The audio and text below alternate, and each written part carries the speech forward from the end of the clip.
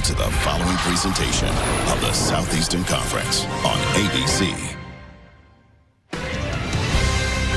Atlanta, the college football mecca. Outside it is gray and chilly, but inside Mercedes-Benz Stadium, a collision of crimson and red. This cauldron of noise and intensity, the one and only SEC Championship on ABC, presented by Dr. Pepper and part of Dr. Pepper Championship Week. Yes, in the 12-team bracket era, diminished playoff importance, but there's still nothing like a fight for the SEC championship between the two traditional heavyweights in this conference.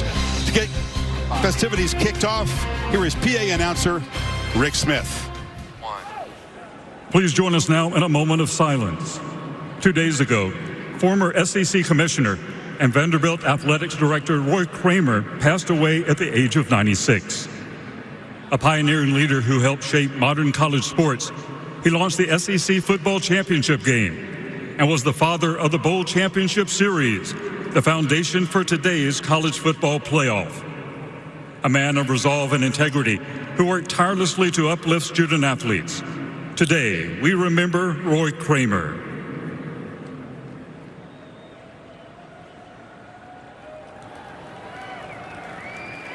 At this time, we ask you to please rise if you are able and join us as we honor America with the playing of the national anthem, performed by the University of Georgia Redcoat Marching Band under the direction of Dr. Brett Barkham, and the University of Alabama $1 Million Band under the direction of Dr. Kenneth Ozello.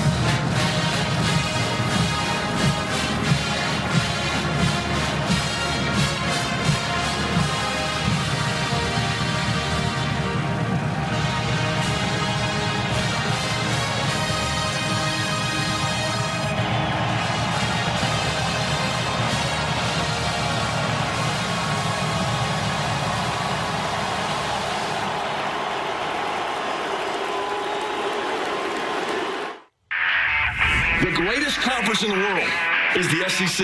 Adversity will come at some point. Give us some of that. We definitely have a lot of history.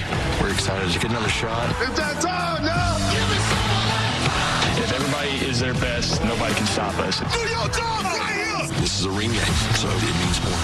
Let's go, man. This is what we come here to do. When the lights are brightest, we're at our best. Georgia, Alabama. I don't think getting better than that. This is a matchup everybody wants to see. It's going to be a dogfight. Come on! I got crimson time! And welcome to the original and still most intense conference championship game. This is the Coors Light kickoff from Mercedes-Benz Stadium. Georgia and Alabama about 11 minutes away from kicking off to decide the conference championship for 2025. Our pleasure to bring it to you, Chris Fowler and Kirk Herbstreit. They like to say down here, it just means more. When it comes to this game, you can demand that it still means a lot, even though Georgia's a playoff lock and Alabama virtually is a playoff lock. Yeah, just talking to Coach Saban this week and even this morning on College Game Day about, Coach, this new era of the CFP.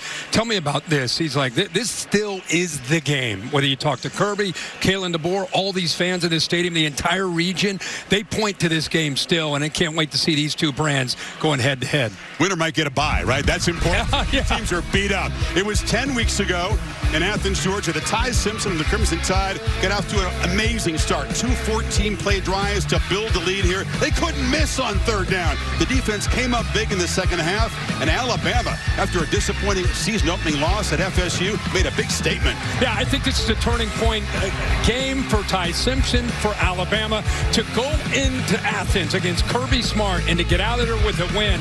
I think it was a springboard, take a little souvenir with the hedges there, and I just think this is a confident team. I think Ty Simpson changed because of the third down execution that you mentioned. He was so decisive, so confident, and I'm going to see if he can get that going again against a defense from Georgia that is determined to slow him down and get out of his rhythm that he was in that night. Have to do it without Jam Miller, the top running back, injured in the Iron Bowl, that game-winning drive. He's a security blanket for any quarterback in pass protection. Kirk, other guys will have to step up because Georgia figures to change some things from that first matchup and be a lot more aggressive. For the Dogs and Gunnar Stockton, well, they played in this game a year ago. It's 5th straight time. And Stockton, after Carson Beck left with an elbow injury, came on and sparked his team against Texas in the second half. Took this shot that we'll never forget. This shot will live forever right here. Boom. Off goes the helmet. He goes to the sidelines. They win the game with Etienne's touchdown run in overtime. Yeah, we didn't know a whole lot about him at that point, but obviously after getting a win, that created some confidence with the team around him. They really rallied around him. And here he is getting ready tonight to get into the SEC championship game in his first year as a starter, something he's dreamt about his entire life. I'll tell you, we've had him a lot this year. It's amazing how much he's improved. He and Mike Bobo as the play caller. This offense has really evolved. Balanced attack. They want to run the football, but his ability to make plays with his legs will be essential tonight. Kirk, focus always here on the line of scrimmage, but Drew Bobo, their stalwart center, the veteran, out injured. It's been a struggle for Georgia's offensive line with continuity all season, but just when they were getting right, Bobo got hurt. Big challenge. That was the one mainstay, was him right in the middle, so him being down's a big deal. Coors Light chill performance gives you a thumbnail. Georgia has lost all 4 times they face Alabama here in the SEC championship game. They've lost 10 of 11 head-to-head, and Alabama has won 17 in a row in the city of Atlanta. All the legends, the legacy is on both sides. We cannot wait for this one. You've been watching the Coors Light Kickoff. Back in Atlanta after this short break. Kickoff closing in, the Dogs and the Tide.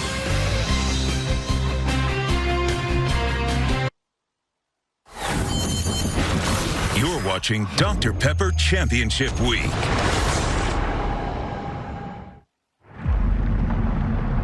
Glory isn't a place you arrive at.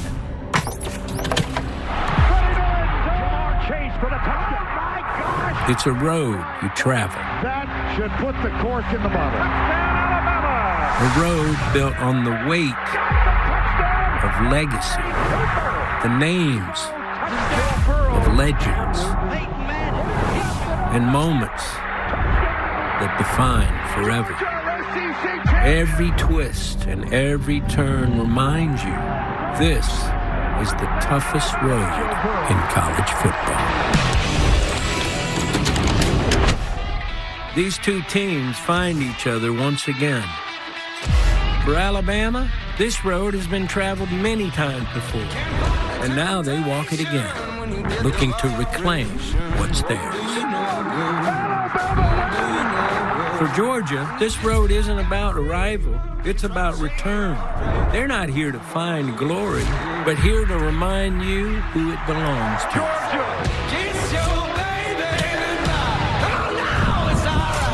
Both these teams have so much pride, and they want to be the big dog.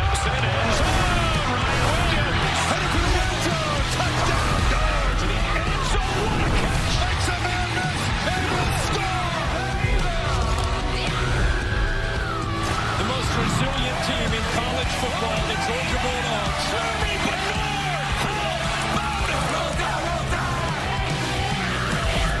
It's a long road to glory, but down here, the long road, well, it's the only road worth taking. Look at this kick. Can you believe it? Touchdown! It doesn't promise the finish line, only the chance to keep going. Welcome to the SEC Championship. Our thanks to Woody Harrelson. Now You See Me, Now You Don't is going to be in theaters now. He's right about that. It's a long road to get here. It's a punishing road. It's about the strain and the pain and the resilience, and Georgia embodies all of that stuff. Another 11-win regular season under Kirby Smart. And Ryan Williams and Jeremy Bernard, the two big play weapons, can they light up this field tonight? Simpson will be looking for them as Williams looks to bounce back from a quiet Iron Bowl. Dogs slight favorites here. They won 8 days ago over Georgia Tech in a physical bloodbath on this field.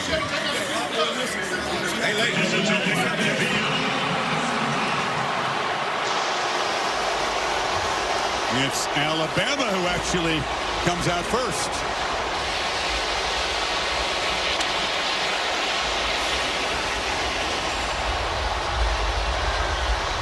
Kalen DeBoer always approaches these big games with so much calm.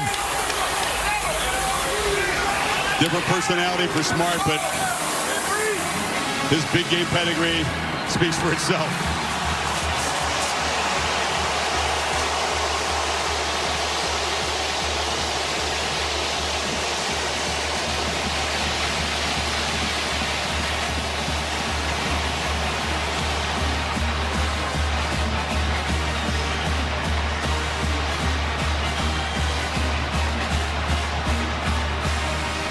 As intense as the regular season is in this conference week in, week out, it reaches a different level for this championship game. Yeah, totally agree. It's a different kind of juice, different kind of energy. You could feel it around the building the last day or two, and of course, especially now as we get ready for the coin flip and get ready to get this game started. Both coaches say, Kirk, that so much has changed for their teams since that game 10 weeks ago in Athens. Players have had to emerge and step up. Younger players much more experienced because some of the veterans, frankly, have been casualties of that punishing schedule. No doubt about it. I mean, it's obviously a different, both these teams are different and matured and very familiar with each other. Veteran referee Dan Gotro in charge of this officiating crew tonight. Let's go to him. Congratulations on representing the Southeastern Conference in the 2025 SEC Championship game. I'm your referee, Daniel Gotro. This is your umpire, Walt Hill. Georgia, we were the designated visiting team. This side is heads. This side is tails. What is your call? The call is heads. It is tails. Which way would you like to kick? Alabama has won the toss and elected to defer their option to the second half. They will kick from the south end zone. Good luck, gentlemen.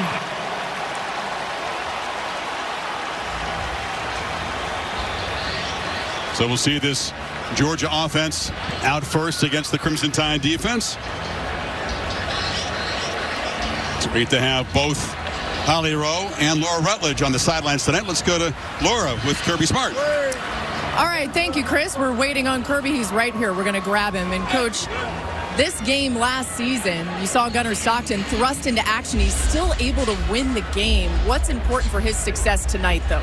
Well, a run game's important for it, him to get in rhythm, the other guys to play well around him. And Drew Bobo, your starting center, is out for this one. How does that affect the offensive operation? Well, those two got to work well together. Malachi and him, they've worked games together. I'm excited to see them go play. All right, thank you, Kirby. Thank you. Go down. And Malachi Tolliver will get the opportunity as the starting center. They've spent a ton of time this week in preparation, going over the snaps and cranking up the crowd noise. We'll keep an eye on that tonight. Let's go to Holly Rowe with Kalen DeBoer. Well, Coach, this is your first SEC championship appearance. What's it like running out here with your team right now? Yeah, something you never take for granted. You know how much work it took to get to this spot. I'm excited to watch our guys play. Your two running backs are out right now. How will your young running backs not only successfully run the ball, but protect your quarterback, Ty Simpson, in pass pro? Well, they're actually a little bit different, all of them. And so, they'll get their opportunities. I'm excited to go let them see them play. Thank you so much, Coach. We're talking about Jam Miller being out. Well, Daniel Hill will get an opportunity. He's just a sophomore, and behind him, A.K. Deere, a freshman. Coach said if they don't pass protect well, they can use the tight ends at times. But both tight ends are freshmen, too, so young players will have to step up tonight for Alabama. Thank you, Holly. Josh Cuevas remains out. Georgia football first. And right away, all eyes, Kirk, in that center position. Malachi Tolliver, it's the snap piece of it, and it's also holding up against this defensive front. Connor Talty to boot it away. Typically his kicks are not returned, and this one will not be either. Because across the line, big number 96, Tim Keenan, has got his eyes on the quarterback. Yeah, he's a big, experienced nose guard, and he's going to give Malachi Tolliver all he can handle. I don't think it's just matching up against big 96, who's over 320 pounds, but it's the communication. What will Georgia do to help Tolliver in the middle? Look at the big man there ready to roll. Be interesting to see the pre to post snap movement by this defensive line and how it affects the communication.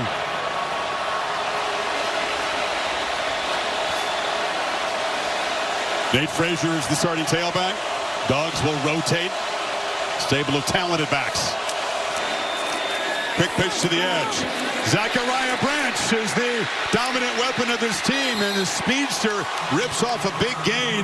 Keon Sabb drove him out. Here's the Burger King impact players. Well, Nate Frazier has established the run. Zachariah Branch on those quick screens. They want to get the ball in space, as you saw there against that blitz. Deontay Lawson, a veteran, 5 years, fifth-year senior. Really one of the glue to this defense is number 0, and then Bray Hubbard on the back end. They're going to get aggressive, try to blitz, see what they can do on Gunnar Stockton on early downs, especially first and second. Got 17 on the opening play. This is a QB run. Stockton lowers the shoulder and takes a shot after a 3-yard gain. You're going to see a mix of a lot of different looks early from Mike Bobo, the offensive coordinator, play caller from Georgia. I think one of the best in the country. Does a good job, especially early in the game. 12 personnel with 1 back, 2 backs. He'll give you a lot of different looks, see how you react, and then make his plan from there. Cass Jones, typically the 3rd down back, in on this 2nd and 7.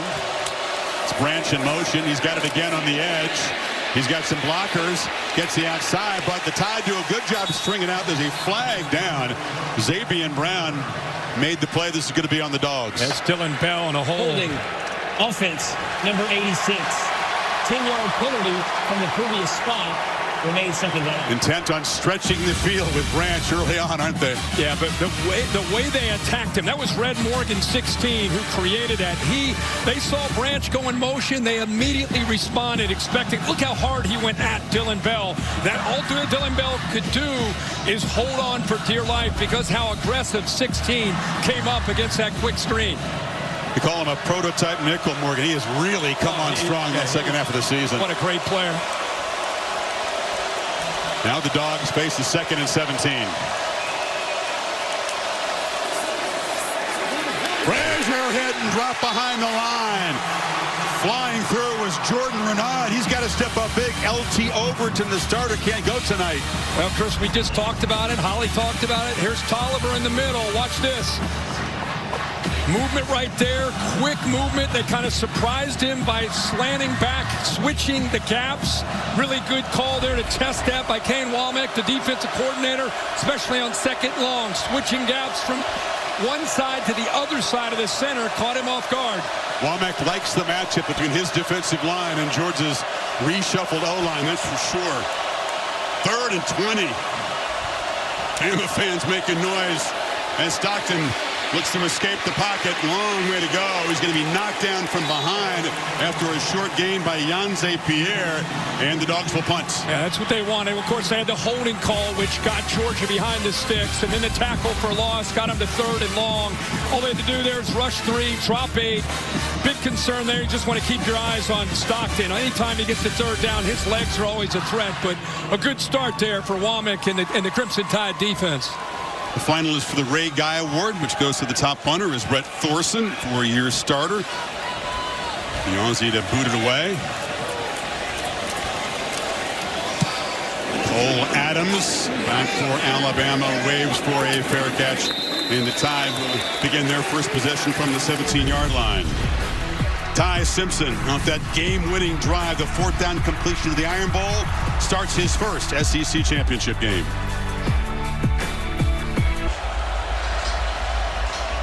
Ty Simpson, the 4th-year junior from Martin, Tennessee, did this against the Dogs 10 weeks ago.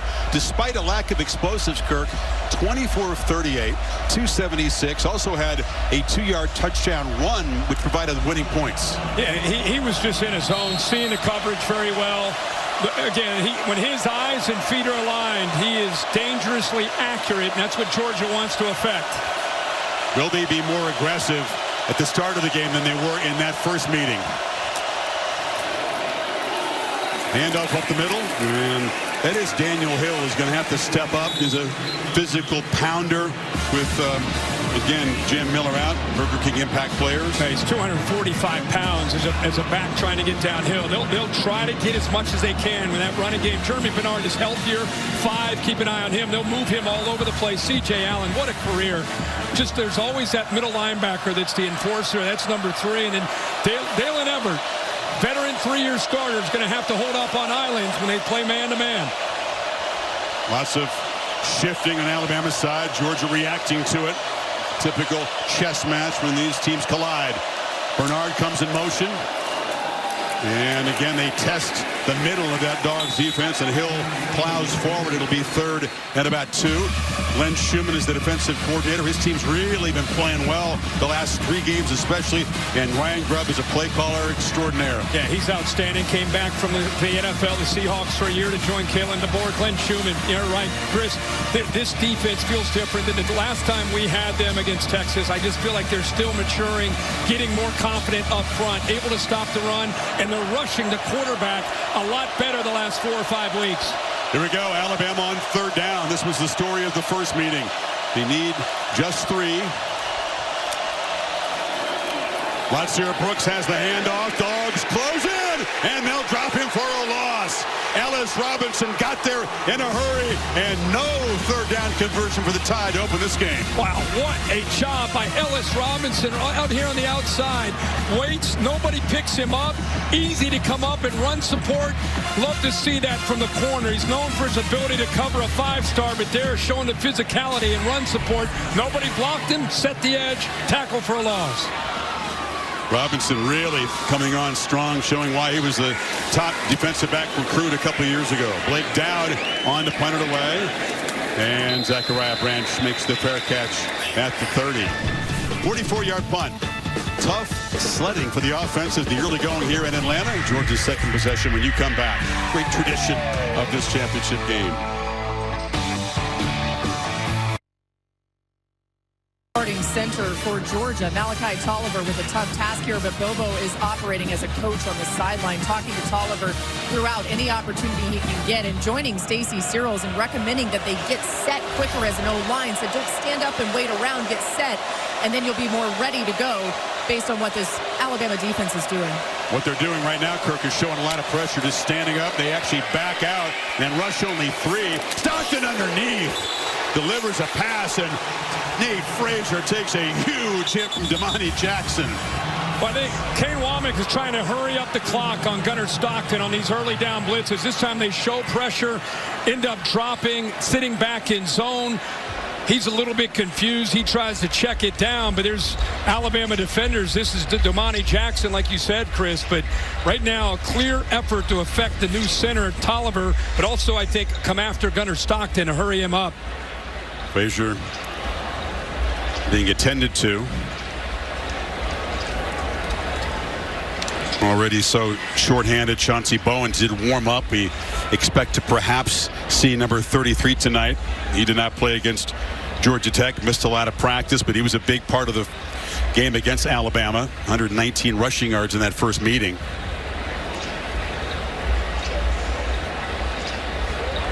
Frazier, though, far and away the leading rusher. Yeah, especially football team. Second half of the season, he's kind of become the workhorse, especially with Bowen's last few weeks dinged up. A big shot to the midsection delivered by Damani Jackson, a guy who's perhaps extra inspired tonight because he was burned in the first game against Georgia. He got beaten deep by Colby Young. He also was out of place on a couple of runs and really did not play well at all at corner for Alabama in that first game. That's right. And Frazier is up, walking off. Maybe got the wind knocked out of him.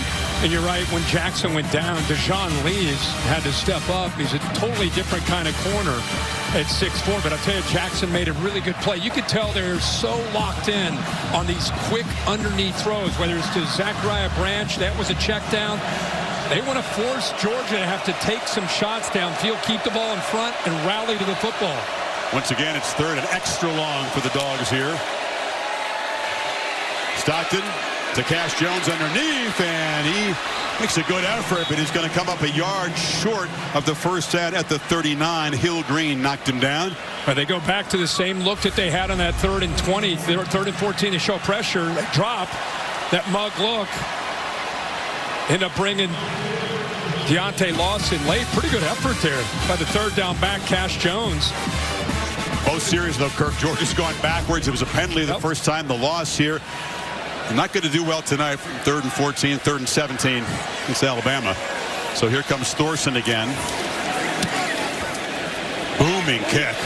Adams watches it bounce over his head, and it checks up beautifully and goes out of bounds. So Alabama be pinned back about the 7 or 8 yard line for their second possession.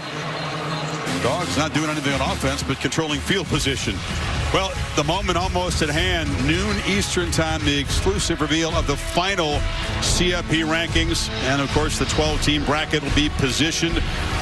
Alabama virtually in. Georgia 99.9 to get in. BYU losing the Big 12 championship game to Texas Tech. And it goes those 4 first-round games on campuses the night of the 19th, and then a triple header on December 20th. Yeah, if you're a Miami and Notre Dame fan, you're hoping for an Alabama loss. Pass across the middle, and quickly getting first down yardage is Isaiah Horton, coming off that hat trick of touchdowns in the Iron Bowl. Yeah, we were there. He had a huge game, did a really nice job, played with great intensity. Good job that time by Simpson, getting back, finding his primary target, and getting the ball out quickly. Going a little tempo now. Hill picks his way and is knocked down after about a yard and a half there by Xavier McLeod. Parker Brailsford in the middle of that offensive line. We've talked so much about the center on the other side, Malachi Tolliver, who stepped in. Good to see. The game we had at the Iron Bowl last week, Brailsford was just playing through pain. They really didn't know if he's going to be able to go, but he's had a great week this week. Said it's the best he's looked and felt in weeks, so it's good to see him in the middle. Yeah, they said he was just a warrior to get through the Iron Bowl, playing through pain. Two-back look. That's Bernard to the left of Simpson. And they fake it to him, and getting met in the hole and driven back. Gabe Harris colliding with Simpson. He'll lose a yard. This is the importance of being able to stay as far as the effort on the backside. Here he is right here. We just talked about Brailsford. He locks up there on Gabe Harris, but Harris with the hustle and pursuit on the backside doesn't give up on the play. There's nowhere to go because of what Harris does there with that effort. Sometimes guys on the backside, they'll see the ball going the other way. They'll maybe go a step or two slower. It gives the quarterback some room or a back to check it and cut it back. But with the effort and hustle there by Harris, nowhere to go. 3rd and 9. Dogs bring pressure.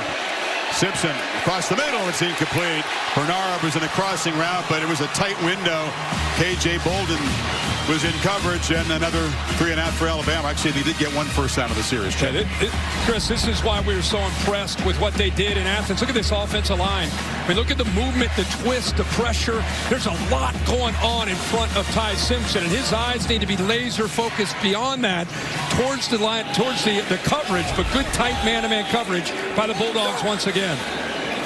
Don't look away with punts and field goals. Special teams plays. There's a rich history in the SEC championship game. Right on cue. Georgia with the block.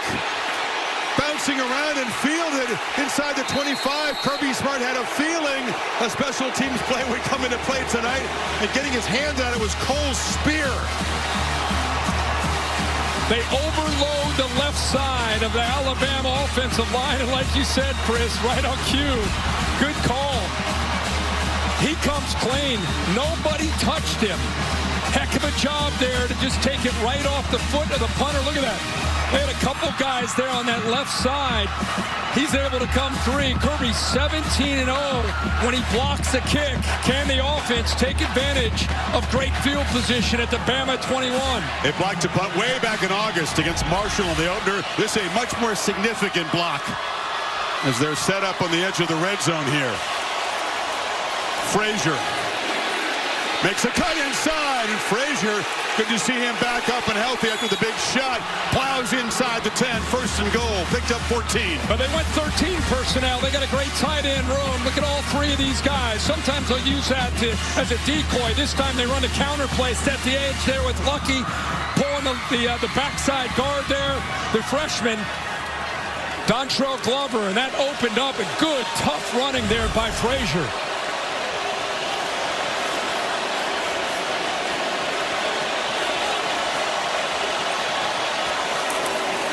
Frazier again. Deep handoff and penetrating quickly off the corner was Xavier Brown. Met him for a short loss. London Humphreys, 16, coming right to you. He should have worked around that traffic and made that block there on Brown, but instead he got caught up with a little bit of penetration on that left side, so he's unable to pick up Brown. So good job there holding the edge by the Bama defense. First one of the situational red zone trips tonight. She'll be so decisive. Bell takes the handoff, fights down near the goal line. He'll be knocked down a yard short. The versatile ex-South Carolina Gamecock. Had kind of a quiet year. Yeah, he really has, Chris. He's a running back that plays receiver. It's a power read. Depending on the look, the quarterback can pull that and get underneath behind the backside guard pulling, or you give it. Here he gives it to Bell with that read and got him close. Now it's 3rd and goal.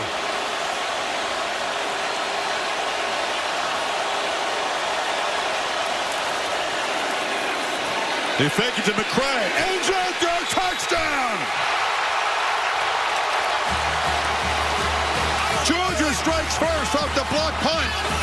Roderick Robinson.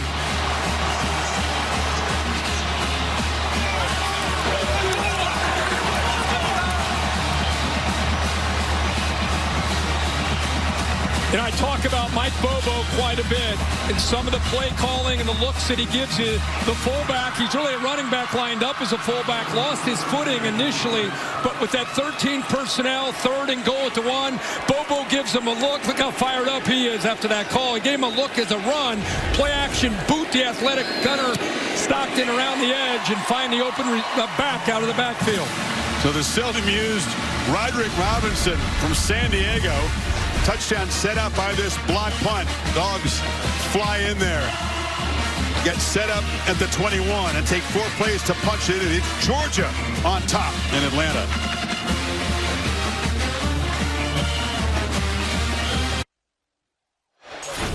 Luda got the crowd going earlier today. The T-Mobile SEC Championship concert. I can't lose with 22. Yeah, that's what's up. Running in the back to what better than the act was up. Hands up, hands up, hands up, hands up.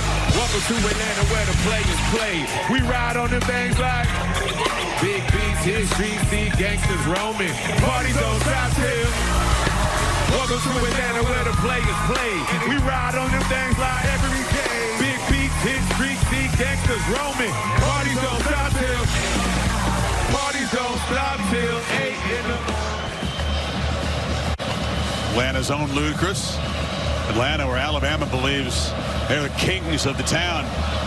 17 straight wins here, but down 7 early as Georgia gets the block punt, and the first career reception for Roderick Robinson is a 1-yard touchdown. Here's Cole Spear, a guy who's kind of a special teams specialist. Yeah. I mean, a couple guys you just don't see a lot of times making plays, but what an effort there. But look at this. Robinson has 12 snaps all year. They line him. He's a running back lined up as a fullback. Completely surprises the Alabama defense that he's in the game and lined up at fullback of all spots, and he's able to sneak out virtually unnoticed. They're out into the flat, so another brilliant call by Mike Bobo, and they get their first touchdown off of that punt. One of the guys having to step up with Miller out is A.K. Deere, number 0, the true freshman tailback.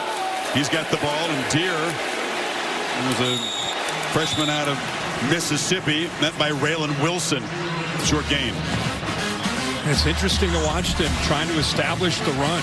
You know, I mean, that has not been a strength of theirs all year. 70% of the time, they throw the football. They're a team that'll just kind of remind you that their run game is there. But with their top two backs down, especially Jam Miller, here early, they're trying to establish it into the interior with the, trying to win that line of scrimmage. Tough to do against Georgia. Simpson has a clean pocket. Hill underneath. Spun down immediately. Short gain of 4. And tackle made by Chris Cole. Another third down for the Tide coming up. They'll need 4. They're rotating Cole in there. Remember, C.J. Allen's been in and out. He's coming back onto the field now. I think that's the difference with Georgia from where they were early in the year when they played Alabama to now. More depth at the linebacker spots, more depth up front, able to rotate and not drop off as much. See if Glenn Schumann dials up some pressure here on this third down. Tied up to that phenomenal start in the first meeting in Athens. 0 for 2 so far tonight. Bernard in the backfield along with Caleb Edwards, the tight end. Pressure comes. Simpson gets it out, and it's Ryan Williams who makes the catch, and is still going. Number 2 is loose and will just tap dance out of bounds in Georgia territory. He caught the ball in traffic and evaded the tackle of Danilo Jones. Big gain. But we wondered last week where he is. In this time, you see how they use that motion. Now you create a favorable matchup. You get him to the inside there against Jones. This is what he does. It's the yards after the catch. Great route. Little whirly route back to the inside, then back outside, and then even though he's not the biggest guy, about 178 pounds, boy, is he lethal with the ball in his hands. Georgia fans don't want to see Williams catching the ball and spinning. That's what created that touchdown a year ago that beat him in the regular season. Simpson, deep drop on first down, downfield throw to Horton. It's incomplete.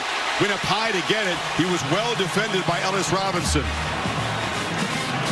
Boy, Ellis Robinson, we saw that big play he made in run support. This is really what he's known for. I was wondering if he got a hand on his football. He kind of worked through it. I think that just kind of came off of Horton's hands.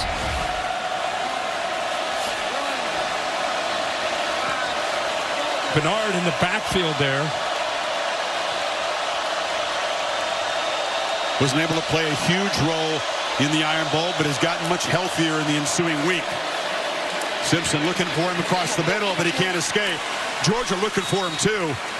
Ja'Cory Thomas all over number 5, a 4-yard gain. Yeah, they blitzed Raylan Wilson, so it created a one-on-one matchup. Here he is in the backfield. The blitz comes from here, so now you got a matchup with the safety, which is exactly what Ryan Grubb would love to see. A little angle route, very close to being able to pull away there from Ja'Cory Thomas, but a heck of a tackle in space. Otherwise, he's off and running if he doesn't make that play.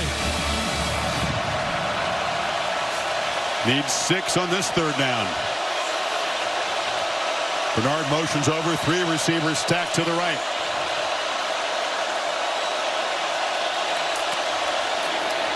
Simpson looking that direction, now back across the middle, high throw, intercepted. Picked off. Dalen Everett for the Dogs with a stiff arm. Takes it back into Alabama territory. A flag down at the end of the play.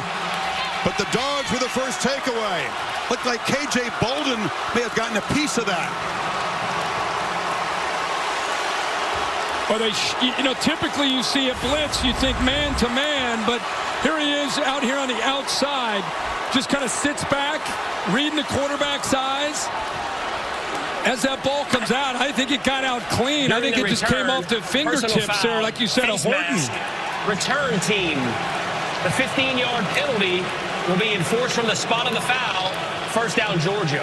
It comes off of Horton. Yeah, I guess you're right. He did. K.J. Bolden did get a fingertip on that. But the throw was off target anyway. It was behind him. And a heck of an effort. What a job by Dylan Everett to be able to catch that football. So the Savage pads go to Dalen Everett. Had a couple picks, remember, against Texas in the SEC championship game a year ago. 2 guys fighting, and he's going to be penalized at the end of the return. Yeah, he got the face mask, so instead of being deep into Alabama territory again after a big play, because of that face mask, they're going to come all the way back into their own territory. Looks like they're going to put him at about the 43-yard line. What is it about this game, though, and Everett? Again, defensive, most outstanding player in the win over Texas for those 2 picks. And an early one here. Georgia from their 43. Feed McCray. Bumps ahead and then falls forward for a couple. And Georgia's defense came up huge against Texas a year ago. Boy, he's been such a good player for so many years in Athens. Has great size, 6'1", 190. You're right. They tested him. It didn't work. Yeah. That's why we made him one of the impact players tonight. He just seems to step up. And when the lights get their brightest, 6 out of the edge, plays so well.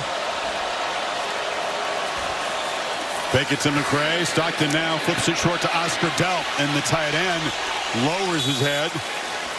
Takes a shot after a 5-yard gain from Justin Jefferson. 3rd and 3, final minute of this first quarter. And with these kind of turn of events, Bama's defense put in some very tough situations. Tempo Kirk here on 3rd down. Delp out there on the edge, and Stockton diving, and it's a first down. So Stockton with the short scrambles can just frustrate a defense, and the Dogs at Bama territory as we'll begin the second quarter with Georgia up 7-0. And whether it's design run or just there creating with the scramble, you know, that's what they do a good job of. And I think Gunnar Stockton that time, he just felt it, saw that the linebackers cleared out, knew that he could get the first down and didn't hesitate, took the yards while he could get them. So a block punt sets up a short touchdown drive. And then the first takeaway of this game has Georgia in business in Bama territory beginning the second quarter. Back after this message, and we're for your local ABC station. You're watching the SEC Championship on ABC.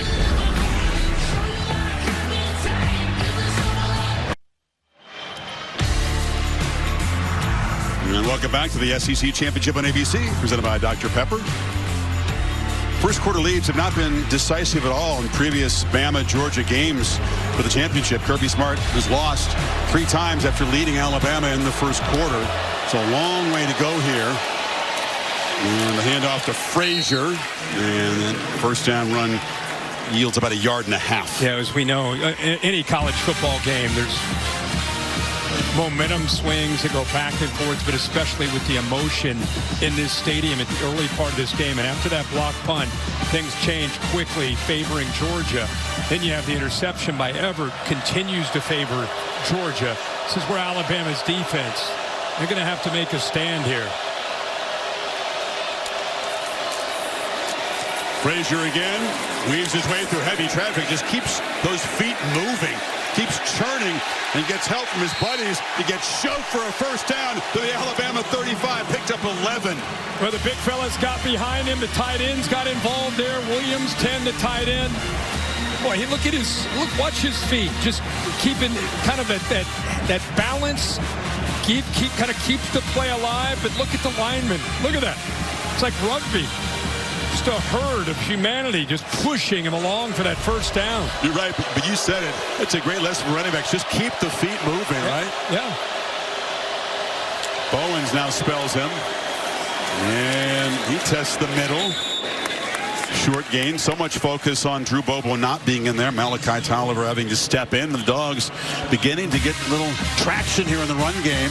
And each rep Tolliver's playing, the more he's kind of getting over the whole noise about, oh my gosh, Alabama SEC championship. He's just settling into the game. And I think the guards around him, the experience around him, Gunnar Stockton, everybody helping out with an inexperienced center. 101 total snaps this year. It's a low number. 34 of those came here against Tech 8 days ago. That time, men in the backfield. Bowens driven back by big Tim Keenan. But right on cue, right when we talk about what a great job he's doing, Keenan's here. Whoops. Keenan's right here. And watch him move off of that block and able to kind of wrap him up. Boy, he moves so well for a big guy. Kind of had to earn his keep. So much depth when he was early in his career in Tuscaloosa. So many talented players. Instead of leaving, he just kind of worked his way through the scout team and eventually, last few years, become a big part of the Crimson Tide line of scrimmage. Stockton running all the way. Jones is a lead blocker. And Stockton muscling down near the marker at the 25. You're right, though. The juice in Georgia since that block punt significant jump. Oh, yeah, 100%. And when you have a quarterback like Gunnar Stockton, they do such a good job having the +1, meaning one extra blocker, because he runs the football. There's, again, this time you see Cash Jones with the push there to get him forward. Going for it on 4th down, 2 big backs, McCray and Frazier in the game. Now they motion around. Stockton under center. Tackle over on the right side. They're going heavy right. Sneak and a 1st down. So they convert on 4th. And that looked pretty simple. Look at this. Because they moved Freeling over, look at the defense. Look how they responded to the tackle over. Look at the gap over here. Very good job of kind of seeing how the defense responded to the tackle over. They went heavy themselves to cheat that way as a defense, so Gunnar Stockton went the other way. Delp crashing down to create the space. 10th play of this drive.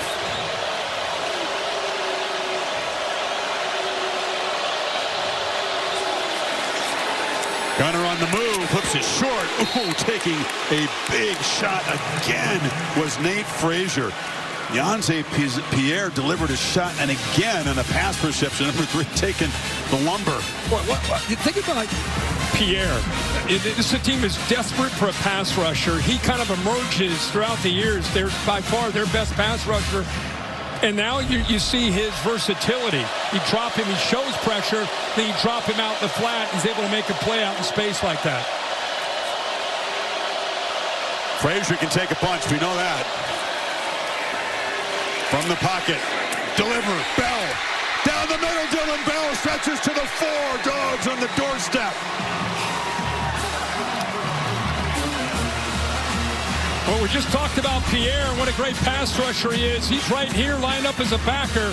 Watch Gunnar Stockton, looks left, comes back, and right between Pierre, he kind of moves him with his eyes. And Lawson, nice window, puts it right on a line to Dylan Bell. We talked about Bell's skills.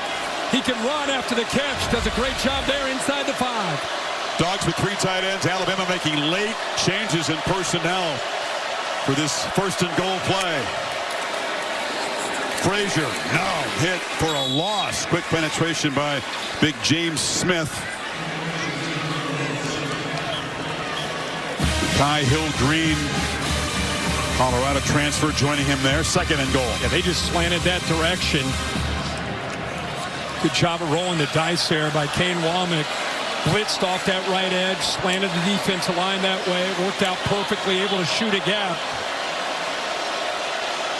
It's Josh McCray. He'll motion back in. Again, Alabama with fresh troops for this 2nd and goal play.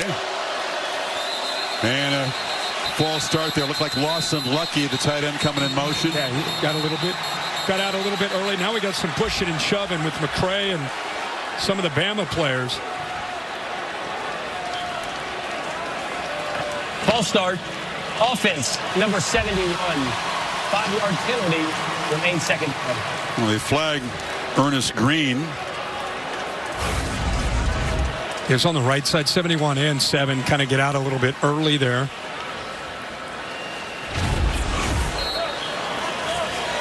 Bama has 13 total plays. And Georgia, this will be their 13th play on this drive alone. Big premium on ball control, time of possession, domination for Kalen DeBoer. Not working out that way so far tonight. 2nd and goal, Stockton takes off and navigates back down near the 5-yard line. Picked up 5. It'll be 3rd and goal. Yeah, they went to a bunch formation off to the right. Tendency is when they give that look, it's just a quick throw out to Dylan Bell. He kind of flashed that, but his quarterback draw the whole way. Just trying to get Bama's defense out of position. But they weren't too fooled there. Did a pretty good job of rallying to the ball to set up this 3rd down. It's a big play for Bama's defense. Big opportunity here for Georgia to go up by 14. If they can execute, put it in the end zone. Branch is in the slot. So is Lawson Lucky, and now Zachariah comes across in motion. Surveying, end zone, touchdown! Dylan Bell! And the Dogs with a long march to build their lead.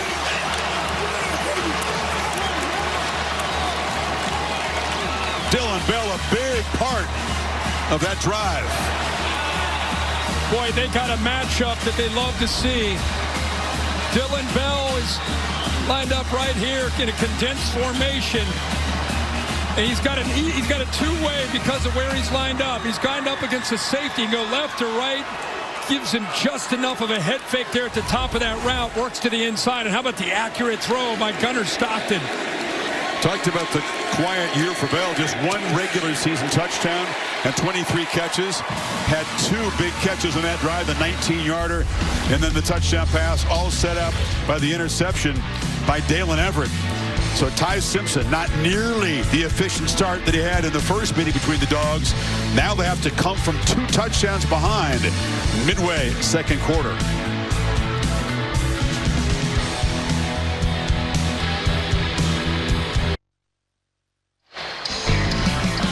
Back in Atlanta, Dr. Pepper transporting us to Fansville, where the fans are celebrating playoff February and waiting to see who's going to go for the run and trophy. Playoff February.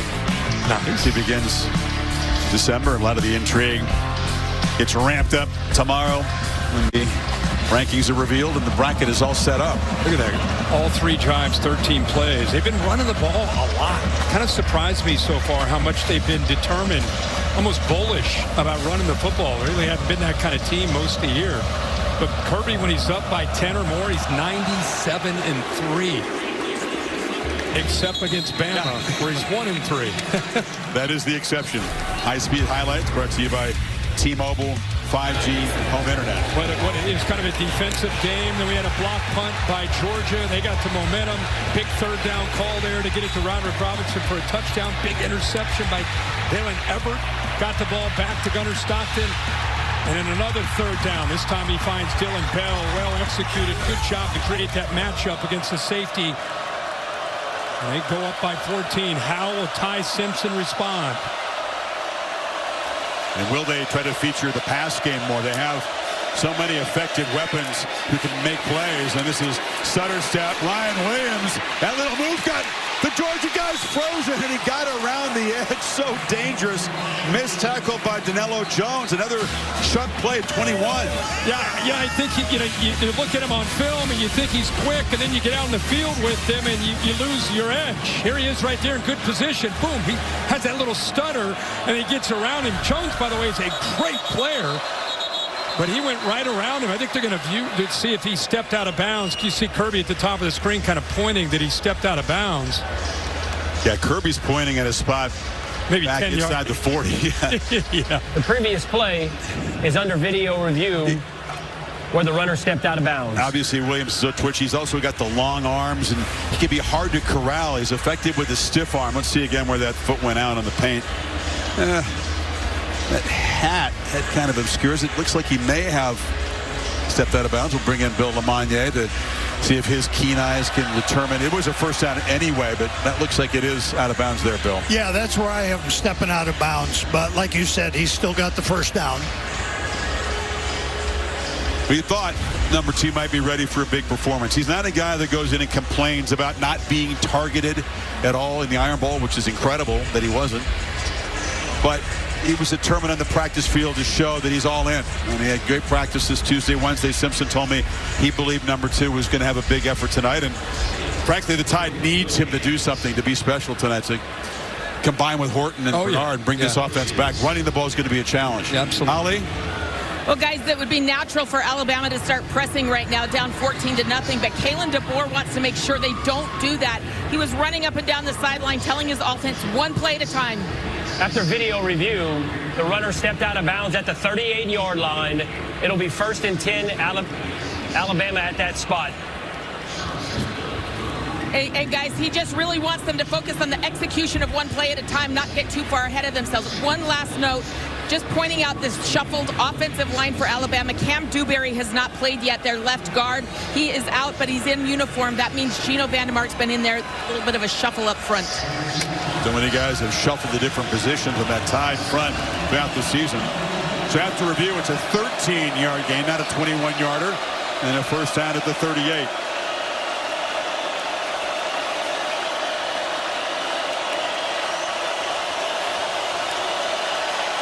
Two on the play clock. Just get it off. Simpson trying to buy time on the edge. Has to just throw it away. Nobody open early. It's such a different feel than the game in Athens where Alabama was dictating things as an offense. They would get the third down. They hit their first 8 third downs. They protected. They ran crisp routes. They had separation. Back then, Ty Simpson, he was getting the ball out accurately. They're just not quite in sync yet against a much improved Georgia defense.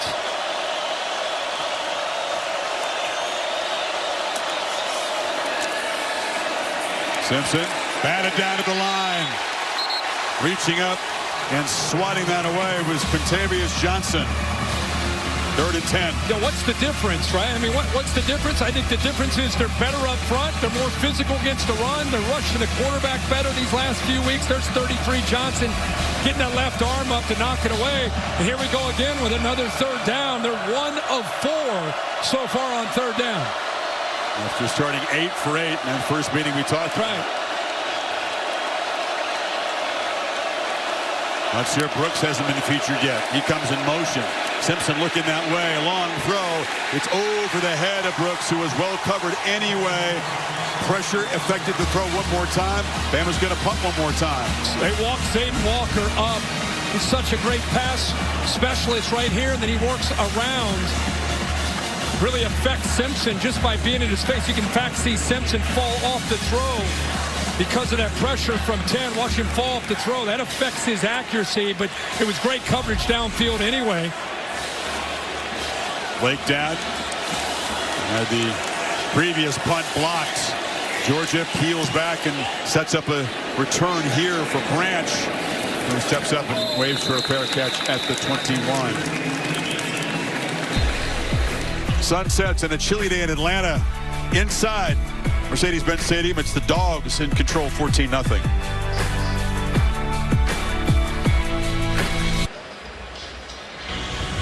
AT&T with the CFP rankings. Texas Tech routs BYU, wins the Big 12, and in all likelihood secures a top 4 seed. 13 tackles for Jacob Rodriguez in that game. Yeah, what a great year he's had. BYU losing by 34-7. They already lost big to Texas Tech, so that's twice they've lost to Texas Tech.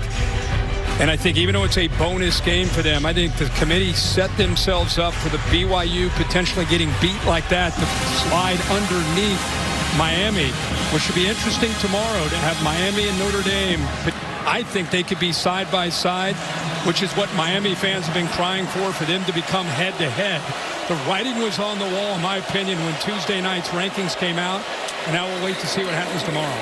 Bell on the handoff, and Dylan Bell, dangerous, found a crease, burst forward for 12 and a first down. Yeah, Bama loses the edge there. I mean, again, when you're prepping for Georgia, you know on early downs they're going to run the ball out in the perimeter, and they're going to throw the quick screen out in the perimeter.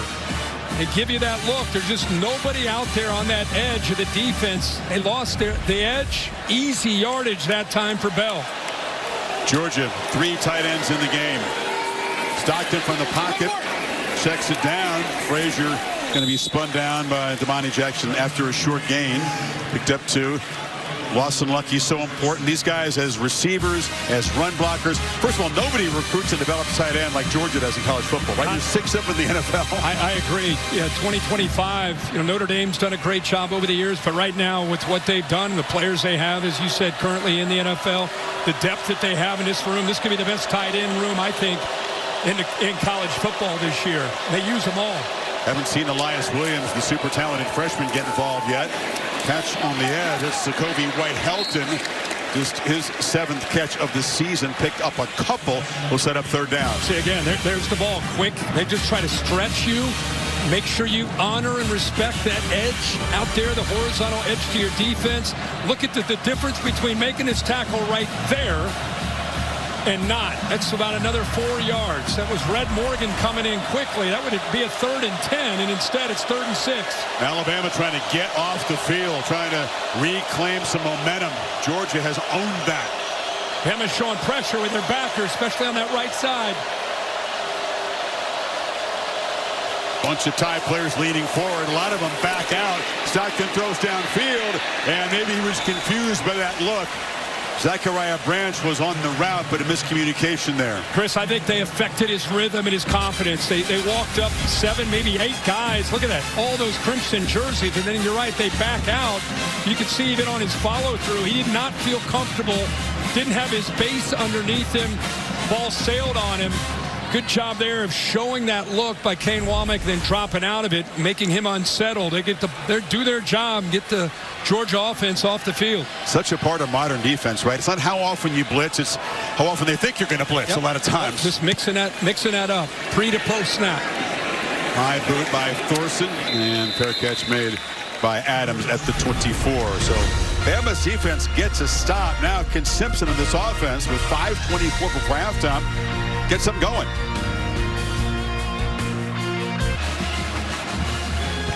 Who's going to be on target at halftime in those Dr. Pepper cans? 2 students battling for life-changing grand prize of $100 grand in tuition from Dr. Pepper. Got to go chest pass. Just fire it. Boom, boom, boom. Gene Hackman and Hoosier. Pop it, pop it, pop it.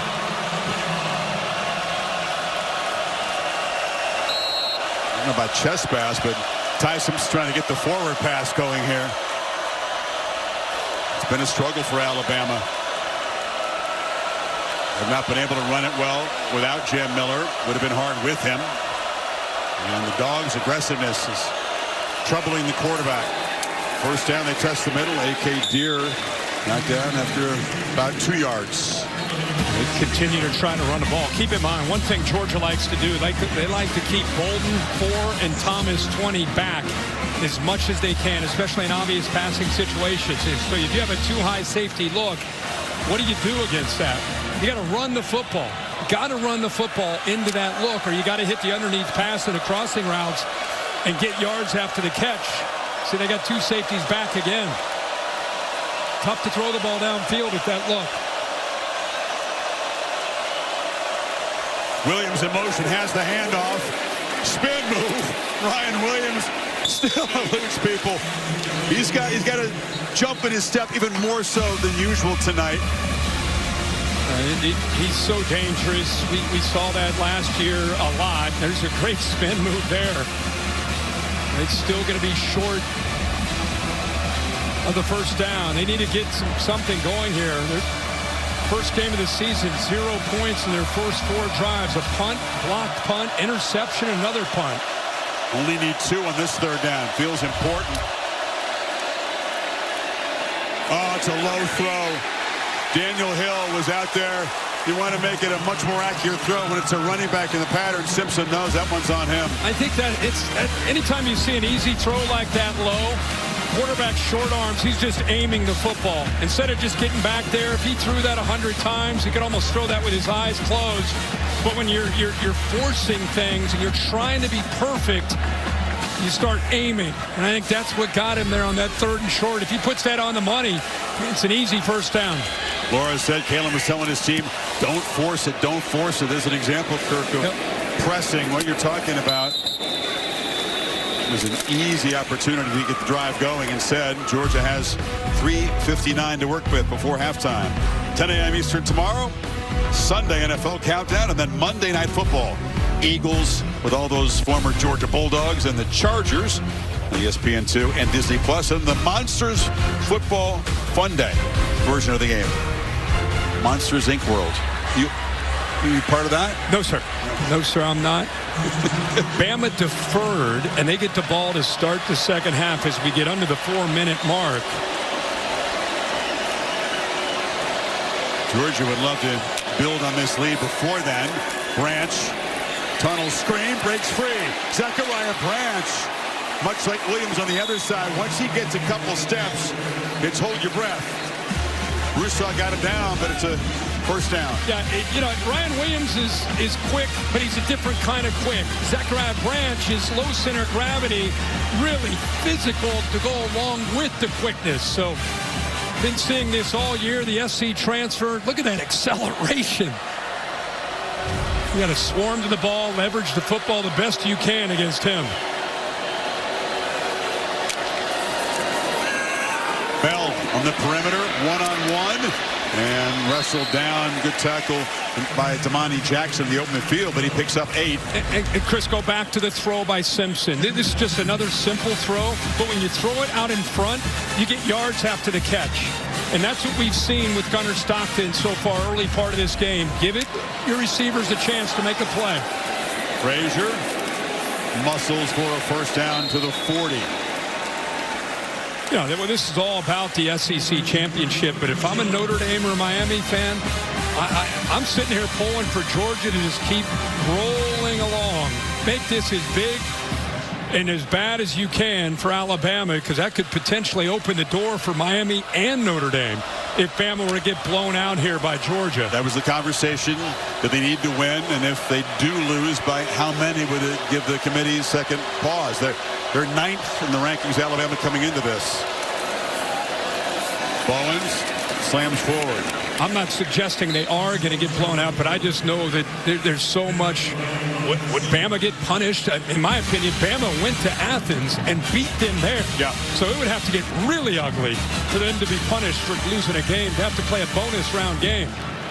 2-minute timeout. We'll talk more about that. These games are interconnected, and the subplots are plentiful on Championship Saturday. Dogs on the move, up by 2 scores.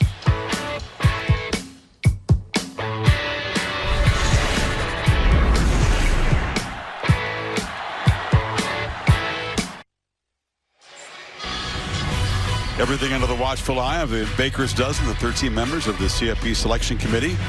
Watching in Greater Dallas and Grapevine on the hotel there. A lot of experience in that room. And, yeah, you know, you can win and reverse or remove all doubt if you're Alabama. If you lose, you may have to sweat. Stockton on the move. And he was running all the way. Ducks down after about 4-yard gain. Talked about the teams that are sort of on the bubble. Alabama at the moment 10-2, same record for Notre Dame and Miami. Miami with the walk-off field goal to win the season opening game, and Notre Dame 10 straight wins since then.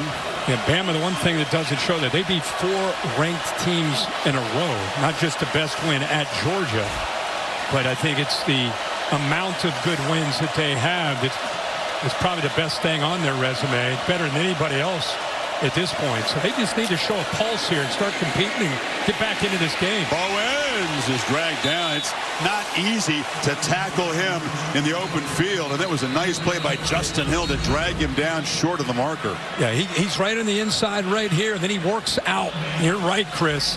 What a tough ask of him to be able to make this play without even making a horse collar, because he's chasing him down from behind. And he kept him short of the first down marker. Boy, the strength it takes to do that. Bowens is a big 225-pounder. It creates a 4th and short here. Timeout on the field decision for Kirby Smart. Do you trust your offensive line and try to keep the football with 1:09 to go, or do you risk Alabama getting a stop in the football in midfield? And it sounds great to always say the analytics say to go for it. You want to be aggressive in today's day and age, but they're in complete control of this game. It would make more sense to me to punt it away just to be safe, because if they bow up and stop you, you're giving them not just a ball at midfield with 1:09 to go, you're giving them some momentum before the half. And that's the choice Smart has made, sending Thorson out to punt. A lot of respect for the interior of that Alabama defense. Here we go. They run the offense out there. Let's see if they actually run a play. Or of course, Alabama's going to call a timeout. They'll call a timeout, won't they? Now they gave him time, obviously, to make the switch. Here comes the sneak.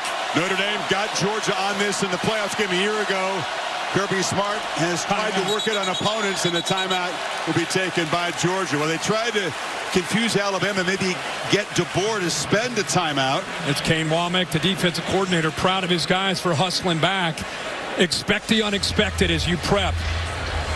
And, you know, they did a good job of not taking their helmets off, going over to get some water. It's a good job of being ready to respond to this. And keep in mind, because of the substitutions, obviously, you'll see the umpire, they're going to step over top of the ball. Alabama has enough time to get all 11 guys out there, to get everybody lined up. And that's the reaction from the defensive coordinator. They tried to get us and we wouldn't bite. That's basically what he was saying if you read his lips. But now they're going to bring Gunnar Stockton's going to come out. I mean, Kirby Smart's going to get aggressive here on 4th and a half a yard. Big moment. Huge. Neither coach has been afraid to take risks. That's clear. Can Bama somehow get a stop, take over in midfield, or the Dogs trying to add to this lead? That's Delp who comes in motion. Handoff, McCray, the 240-pounder, plows forward, makes it with ease. First down, Dogs. Well, we just talked about Roderick Robinson with that touchdown reception. He's going to lead the way and get just enough there of Deontay Lawson. Got aggressive, trusted that offensive line. Keep in mind, you got a backup center in Tolliver, 2 freshman guards, and they get it. 50 seconds and a half. Ball batted in the air and falls incomplete. Looked like Hill Green got a piece of that pass. Yeah, he came off the blitz from the second level. And from our right, he just barely gets his hand up there as he's getting blocked. Great length you can see there. So the Dogs with 2 timeouts. They don't have too far to go to get in field goal range for Peyton Woodring. But you don't go for it like that to think about a field goal. Knowing Kirby Smart with those 2 timeouts, he's going to get aggressive, try to get this ball downfield. Good point. Let's see if he does here. They hand it off to Cash Jones off the left side. He's knocked down. Not a terribly aggressive call. Justin Hill made the stop. And for now, Smart saving the timeouts. You got quick throws to Branch on that left side. Yeah, they're not at field goal range now, Kirk. No. Pressure comes. Stockton has to throw it away. And they may have squandered an opportunity. Jordan Renaud got there. And Alabama. Chris, I don't know if he got outside of the tackle box. See if he did. Quarterback was outside the tackle box. Okay. And the ball crossed the line of scrimmage. Yeah, that was what, there was a reaction from Alabama thinking, hey, did he get out? Gunnar Stockton looked that way, but still seemed somewhat surprised by Bray Hubbard on that blitz. Womack doesn't think he got outside of the box, but they've moved on. They've been right on the edge with that. If you're on the edge with it, you're going to give the quarterback the benefit of the doubt. Either way, it's 4th down and Thorson on the punt. I tell you, they were not terribly aggressive as we thought they might be. Yeah, I thought they really would attack. They go for it on 4th down and then really don't kind of sat on it there. Kirby questioned a bit for some clock management at the end of the Georgia Tech game here 8 days ago. Weren't terribly aggressive trying to add to the lead that time. Played a little slow. So with 15 seconds to go, Tim Tebow, the last quarterback to beat Alabama in the city of Atlanta in the SEC championship game in 2008. They won 17 in a row since Tebow and the Gators got him here in the 08 championship game. And then they came back again in 09, and Tebow had another opportunity against that Alabama team. That was Nick Saban's first SEC championship, and went on to win a national championship against Mack Brown in Texas that year. So the Capital One halftime report, Tim, Roman Harper, Jordan Rogers, Laura, just 15 seconds away, and what they'll have to talk about is Alabama needing to regroup and reboot. From the end zone, flags out as the catch is made by Marshall Pritchett. And he submarined him there with Chris Cole. That's going to be a personal foul on Georgia. He'll get 15 yards on top of this completion. Good to see Ty Simpson get up. He got hit down low beneath the knee. There are 2 fouls on the play, 1 on each team. Personal foul, hands to the face, offense number 64. Personal foul, roughing the passer, defense number 9. The fouls will offset, remains first down. Now it figures with 8 seconds to go, Alabama will run one more play and then talk about how to change things around in the 3rd quarter. That's the obvious call. And on the right tackle, the true freshman, Michael Carroll. He's up at the top of the screen. You see that the head go back of a Georgia defender. And now Alabama's just going to shut it down. No running game, just 18 yards. Before that, kneel down. And 71 total yards of offense. The Dogs defense suffocating. Touchdowns set up by a blocked punt and an interception. And it's Georgia trying to beat Bama for the first time in an SEC championship game, up by 2 scores. Laura has Kirby Smart. All right, thank you, Chris. And, Coach, you know as well as anyone, no lead is safe in this game. How do you hold on to it in the second half? Play really good defense, hang on to the ball, and don't turn the ball over. They're really good at getting turnovers and win the line of scrimmage. I mean, you got to win the game up front, and we need to win the game with the line of scrimmage. All right, thank you, Coach. Thank you. Let's go to Holly Rowe and Kalen DeBoer. Well, Coach, you talked about the importance of time and possession. What can your offense change just to sustain some drives and get some momentum? Yeah, there's a couple easy plays. We just got to make those. And obviously the takeaway, is big. And we've given them field position 2 times. That's where the 14 points come from. What do you say right now? Keep playing. We get the ball to start the half, and it's a 4-quarter game for a reason. Thanks, Coach. Yep. No panic, but Simpson must improve a lot on a 5 for 12, 53-yard and 1 interception performance. So the gang with the Capital One halftime report will come up next after these messages. You're watching the SEC Championship on ABC.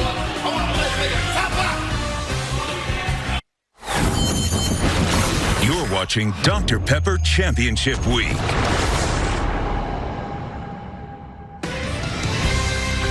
Buckle up for the second half of the SEC Championship on ABC, presented by Dr. Pepper, part of Dr. Pepper Championship Week. Dogs up 14-0, but no lead has been safe in this head-to-head, and Kirby Smart knows that very well. Against Alabama, when leading in half, he's 0-3, and that includes the national championship game in this building when the Dogs were dominant, led 13-0. Remember before Nick Saban made the quarterback change, bringing on Tua Tagovailoa, came back and won it in overtime. The IHG Hotels and Resorts first half stats brought to you, and this is a similar stat line for Alabama's offense as that championship game years ago. When they made a switch. Yeah. Obviously not going to do that tonight, but they do got to get their passing game going. They tried to run the ball, averaging 1.9 yards a carry. They've got to obviously, at this point, down 14. This is where they're going to have to rely not just on Ty Simpson, but the offensive line to do their job. And more importantly, the receivers. They're not getting separation. They're not getting open. Ty's back there holding the ball often, but to think Jeremy Bernard would only have 1 reception for 4 yards in the first half. Their most versatile weapon, no parts so far. But Georgia's defense now in the last 14 quarters has allowed a total of 22 points. That includes games against Texas and Georgia Tech, which have been lighting it up on offense, and, of course, the first half here against the Crimson Tide offense. Yeah, this has been an offense just trying to find an identity in the first half. By the way, a lot of this has to do with good Georgia defense. Bolden there with a fingertip touch. Everett with the big interception here on a 3rd and short. Simpson just trying to be perfect there and aim the ball. He's got to try to, they got to find a way. Ryan Grubb's got to find a way to get Ty Simpson in that zone that he was in Athens. But it's a very different Georgia defense, playing much better at all 3 levels, much more connected, much more physical, and much more aggressive in their approach. See if they can finish the job. Play fake on first down. Simpson on the move. He's got Latsir Brooks. I mean, look at that. Talented wide receiver, but nowhere to run as Rashawn Dinkins ran him out. I mean, there's just nowhere to go. And again, Jenkins wasn't the guy we talked a whole lot about, the last time these teams got together. That time he's in right now. He's kind of that nickel. They've got some injuries at that spot with Aguero down. Aguero not really healthy with him as a club, so showing the depth, right in position, no yards after the catch. Big goal of Georgia today. Saw Ryan Grubb so often he can look 1 step ahead of the D coordinator as a play caller. He was at times in the first meeting, not tonight. Simpson backs up, pressured, retreating way back inside the 10 and just launching on the sidelines, incomplete. Ran out of time, Kirk, and then really ran backwards, at least avoided a monster sack. Yeah, they brought a couple blitzers here and here with Thomas, the safety coming from that 3rd level. Good job of being picked up, and you can see on the left side there, Proctor, the left tackle, he gets pushed back into the face of Ty Simpson. Simpson was just trying to get out of the pocket to get rid of the football. It's a 366-pound tackle getting shoved back into the quarterback. 3rd down has been a problem. It's a problem here. Simpson's going to be sacked. Ja'Cory Thomas safety blitz. The Dogs defense starts the third quarter the way they started the game. I mean, Glenn Schumann and Kirby Smart, boy, they have a plan. They show blitz here, they drop. They end up coming from both these same blitzers as the previous play. Wilson, the linebacker, Thomas, the safety, just don't quite have the numbers to be able to pick it up. And a heck of a job there by Georgia. Boy, just setting the tone to this second half with a 3-and-out. This defensive resurgence, not unexpected because of the brilliance of Smart and Glenn Schumann, but this was a team that was diced up by Tennessee, Ole Miss, Alabama in the first game, and has been suffocating. Zachariah Branch has room to run. Branch dives down near the Alabama 40. And Georgia set up in beautiful position after the sack and the punt. Well, they could not have designed this any better. This is what you missed if you're just tuning in. A block punt in a fairly low-scoring game early. Georgia able to capitalize, able to throw a touchdown pass to Roderick Robinson. There's the tip ball that was picked off by Everett. They turned that one into a touchdown, so they're up 14. And really felt even bigger than being up 14. Looks like Justin Jefferson walking off the field after that punt. Being helped off the field. A heavy limping. Important part of the linebacking core plays special teams. And now again, it feels like Alabama's defense is up against it to avoid going down 3 scores. Totally agree. With the way their offense is playing, they just cannot afford to get down 21-0 right now. 24-yard return by the electric Mr. Branch. Frazier, short gain. Does Georgia look like a football team that you want to see placed across the bracket from your favorite team when it comes out tomorrow? No. I mean, are you kidding me? No, the way they're playing D right now. Hey, that's a credit to Kirby Smart, Glenn Schumann, the entire offensive and defensive staff. In this world of NIL and portal, you know, it's sometimes tough to develop guys, but this team is clearly been through a lot, and they sure have grown up. Playing their best ball late in the year. Stockton, pump fakes, now checks it down, and short completion to Frazier. Resilience, you know, hard to kill because they have fought from behind so often, and that resilience, boy, how important is that when you get to the postseason, having to come through tough times? Ohio State was battle tested a year ago. Yep. They made their run. Yeah. It's tough to go through those tough times. You're hoping to win through those tough times, which they were able to do to find ways to win in the fourth quarter. But they are a hardened team that is playing with a lot of confidence. Stockton, Branch, known for his electric big plays, makes a short gain, first down in front of Jackson. How often do you see this? Quarterback makes a throw on third down. I was wondering what he was doing. Did he not like the throw? But he was making sure there wasn't a fumble. He wanted to make sure that ball's not out. I mean, how many times do you see a quarterback make a throw 12 to 8 to 10 yards downfield? It's up. I got you, just in case. Georgia playing with a little tempo now, trying to build momentum. Pump fake. Stockton, sideline route, catch made by Lawson. Lucky. Everything working for Mike Bobo in the offense right now. It's first and goal. That's a good job of selling the quick screen to Zachariah Branch. Watch a little shoulder, and now you go deep to take this safety, and then you go the rail route down that sideline to Lucky. Nothing you can do there really to defend it, because if you're going to come up, you got to react to one Branch being out there. The safety's got to react to the deep threat, and it's a nice bubble right there. And a heck of a throw. Good job of selling it there by Gunnar Stockton. Kirby Smart Kirk has lived the pain of those surrendered leads against Alabama in the second half. Determined to build on it right here. Ball batted down.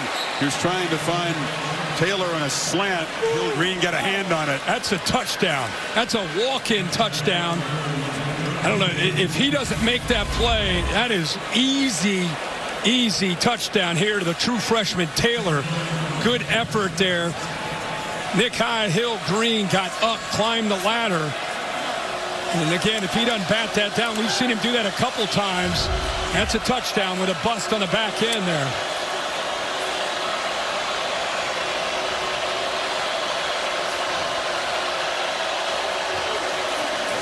Frazier on second and goal.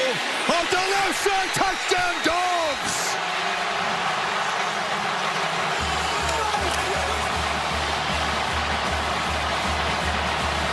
start to the second half for Georgia. Set, force a punt, short field, punch it in.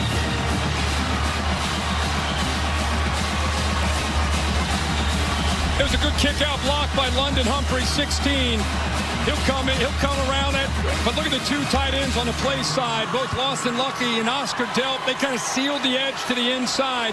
And then Humphreys coming over was able to get a kick-out block. And, boy, Frazier, talk about improvement. He's a great back, but I think he's just feeling the scheme every single week, taking great steps.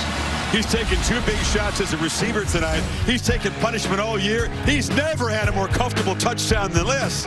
Untouched to the end zone. 21-zip, Georgia.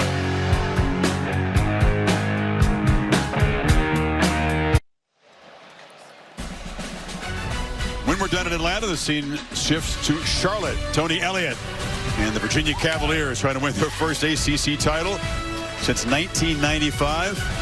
It's the one conference loss. They'll take on the underdog Duke Blue Devils. It was a rout for the Cavaliers in the regular season. Will it be closer tonight in Charlotte with the championship on the line? They try to punch their playoff ticket. I don't think it'll be close. I think Virginia will win that through the air.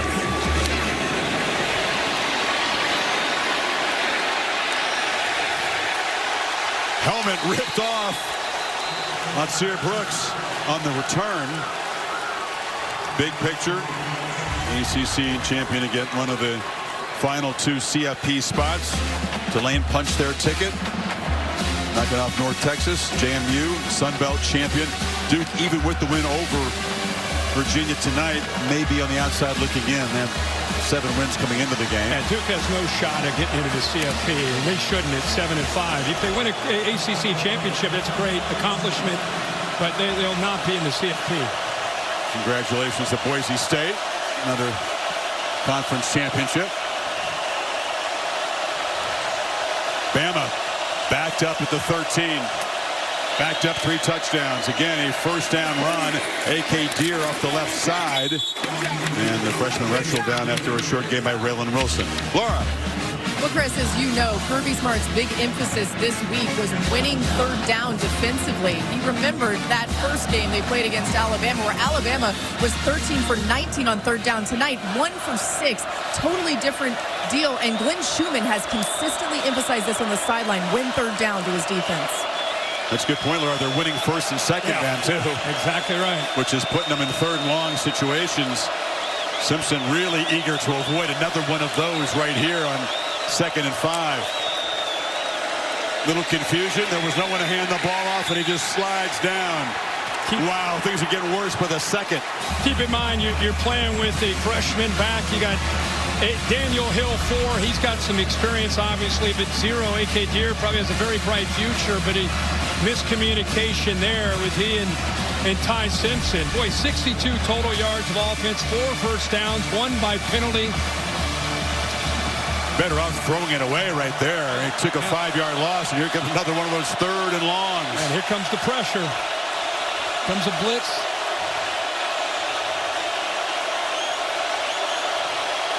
And he's sitting back, and they're coming. Here they come.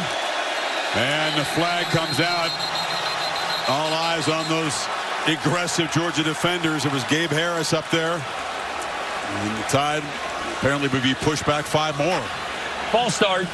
Offense, number 75. 5-yard penalty. Remains third down. And he's fired up because there was movement by Georgia, but it was movement that was slanting. They weren't quite into the neutral zone, and the right guard there, Formby, ended up jumping, so it does push them back. I don't think you love the fact that Gabe Harris knocks the quarterback down. That's what I saw, yeah.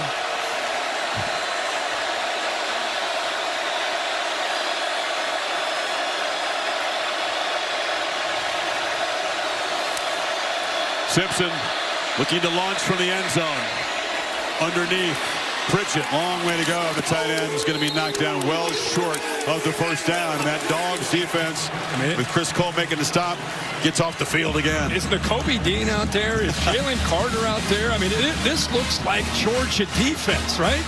They're living up to the standard of the Kirby Smart era defense when it comes to winning the line of scrimmage, running to the football, playing with so much confidence. So often this year we ask ourselves, is this the Georgia defense when the Vols and the Rebels were moving up and down the field on them? Had to grow up. Had to grow up.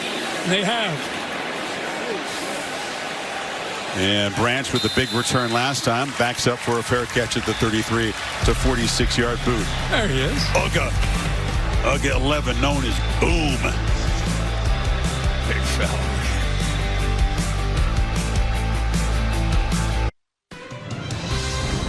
The SEC Championship on ABC, presented by Dr. Pepper, is brought to you by T-Mobile. Experience SEC like an MVP. With T-Mobile, you get America's best network and exclusive on-the-ground experiences. Every play is better with T-Mobile. See those 4 Alabama victories over Georgia in the SEC Championship game. Some of those really high-scoring, typically competitive games. Kirby Smart knows the job's still far from done, but a very positive start to the second half.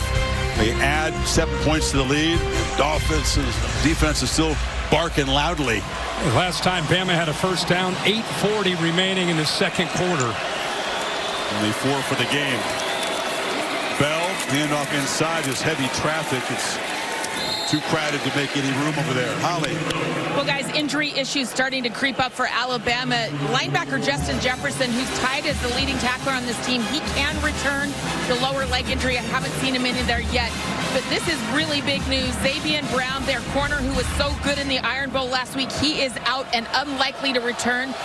Remember, Cam Calhoun was out the first half with targeting because of last week. Let's see if he comes in now. Team as beat up as any in the country. Now trying to get after Stockton, who escapes, and Gunnar Stockton slips out of traffic and dives forward for 8 yards. Well, they able to do a good job of pressuring him and finally have a chance. I think Georgia gets away with a hold there by the freshman 63 Glover. No call there, but they had eyes on him, but still able to show you what he has as far as those legs. That's why he's so dangerous to defend. He's throwing the ball so much better, so much more consistently. But then things break down, and you got to contend with him creating. 40 yards rushing for Stockton. Is the leading rusher for the Dogs. Now here looking to throw. And catch is made by Humphreys. A nice cushion over there. Easy pitch and catch in front of Bray Hubbard. Yeah, they went maximum protection. I mean, everybody had 2 tight ends in. You had the running back in, create a one-on-one, but they got a personal foul. Hands to the face. They're going to bring it back. But that was an easy matchup against Hubbard. They missed a hold a couple plays back, but this time they get hands to the face on 63, who actually held. That's Glover. This time they see that right hand getting up there on Tim Keenan. It's nasty in that pit. It sure is. Big glove shoved in your face. Face mask scraping across the front of it. Nullifies the big gain and sets up a 3rd and 17.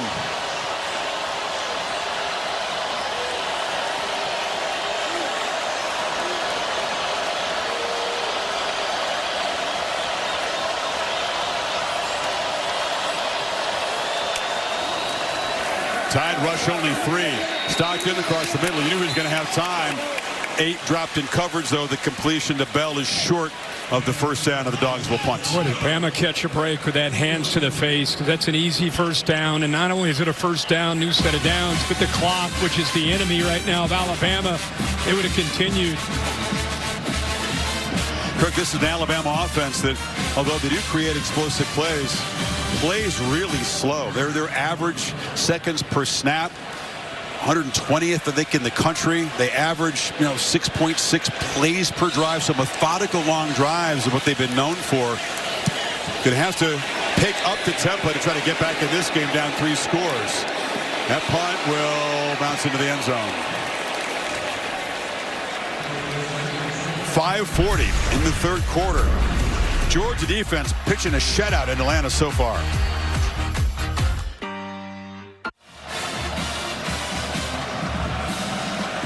Midway 3rd quarter. Dogs shutting down any attempts by Alabama to run the football. They've gained 24 rushing yards. You factor in the sacks. They have net 8 rushing yards.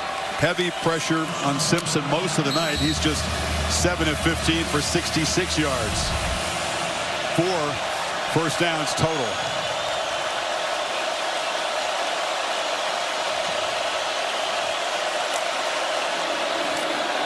Play fake. Long throw. Again, it's low. This throw is perhaps affected by the pass rush from McLeod. Didn't quite get to Hill. Scooped it up for a short gain. There's Jam Miller, the Texan, who was the top running back. Injured his ankle early in the eventual game-winning drive against Auburn. I don't know if it made a huge difference tonight. That's not to me. Georgia's just been that good? Yeah, I think it's more about the line of scrimmage. Hill hammers straight ahead.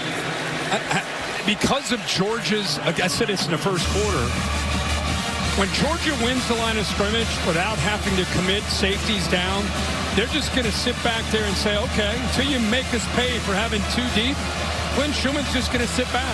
And until you run the football, he'll sit back. So it's hard to stretch. Everybody at home might be saying, why aren't they throwing downfield? What's hard with 2 safeties back there, most snaps. 3rd and 3. Dogs up showing pressure. Simpson just desperate to convert one of these. Hill bounces off a tackle. Where'd he go out of bounds? They're going to mark him short. He's short. Thomas having a heck of a game, playing through some pain. He's going to be short. Miller's a better receiver as a running back than Hill is, just more experienced in that, so they're perhaps missing Jam in that area. 4th down again. I would love to keep track of how many yards Alabama has after a catch on the entire night, because it's not very many. When they make a completion, there is a Georgia defender right there, not just right there, but making tackles. Got 54 yards on the entire night, yards after the catch. 4 straight 3-and-outs at a time when they've needed points to cut into this lead. That punt, not particularly good. 37-yarder, bounces out of bounds. Well, Thursday night, this week that'll feature the College Football Awards and the Heisman Trophy. Also, the 2026 SEC football schedule reveal, which down in these parts, that's an event in and of itself. As they go to the 9-game conference schedule. That's a big deal. Out with 25, on to 26. Each team will have 3 sort of permanent opponents in the other 6 conference games on a rotational basis. These 2 will not, of course, meet regularly, as they haven't throughout most of their history. Frazier barrels forward, picks up about 9.5. Ray Hubbard got run over. This play kind of embodies this game. Line of scrimmage does their job. Watch Frazier. You get a block there by Lucky. Hubbard gets off of it. Bang! Takes that onto his back with good, tough running. Boy, Nate Frazier looks so good, becoming a workhorse in this offense.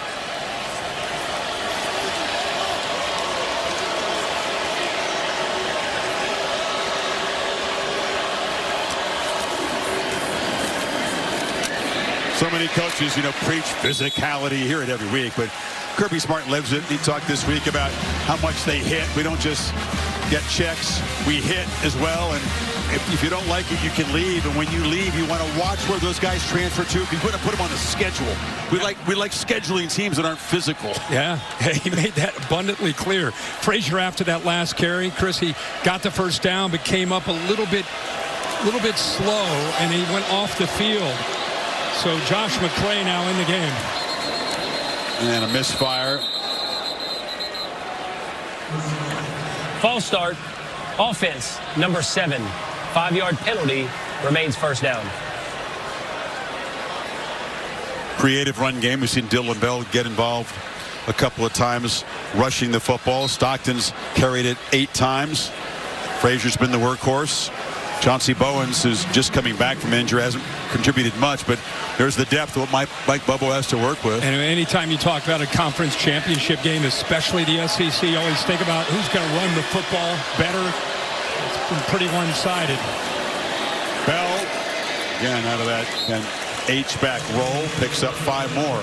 You know how many snaps right now Alabama's offense has across midfield as we hit the 2-minute mark in the third quarter? 3. 3 snaps. Furthest they have gotten into Georgia territory is the 45. They only have 30 total plays. Remember, they ran 77 plays in the first meeting. They ran 24 more plays than the Dogs did and dominated time of possession. Georgia turning the tables on them here this afternoon. McCray hit in the backfield and wrestled down for a 3-yard loss by Justin Hill. Justin Hill out of Cincinnati with the Winton Woods High School. Very good program, and he's playing early in his career. He's been forced into duty with Jefferson not quite healthy, but he's been playing more and more these last few games and holding his own. L.T. Overton's absence tonight, perhaps being felt by this Alabama front. He's a veteran, plays that bandit position. 3rd and 13. Jones checked down, has some space, but again, he's just not going to get that. They're playing off him. These 3rd and longs against these defenses just almost impossible. And I almost feel like Georgia with this lead, not that they're taking their foot off the gas, but very different mindset. Still, you know, obviously aggressive, but just playing smart. Working the clock. Had a few penalties there, but they're just trying to play smart, keep that clock moving. Don't want to turn the football over, give anything to Alabama too easy. The way their defense is playing, just keep Bama, make them have to go the long way.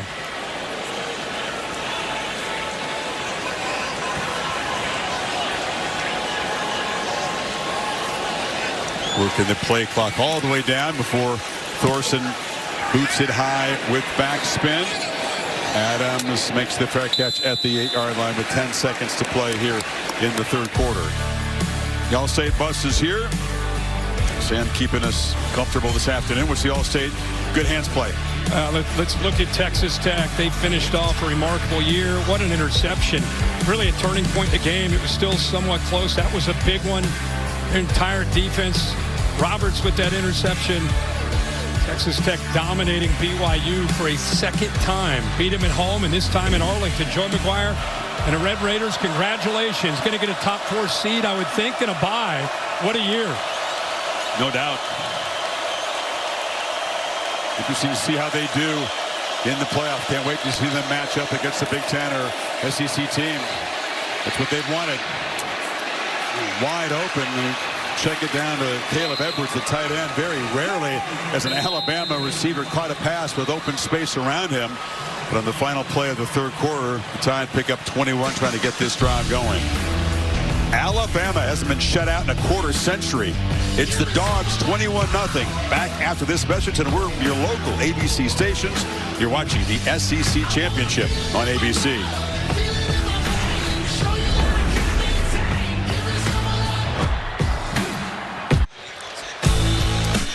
Set for the 4th quarter, the SEC Championship on ABC, presented by Dr. Pepper. It's really been Georgia almost from the start. And Alabama with 15 minutes to play to try to cut into a huge lead. Needing electric plays right now. Hill across the middle, another short throw. Makes a couple yards after the catch, picks up 9 before Cole got him down. Well, now you got to go fast. You got to really crank up this tempo. Not something they typically do, of course.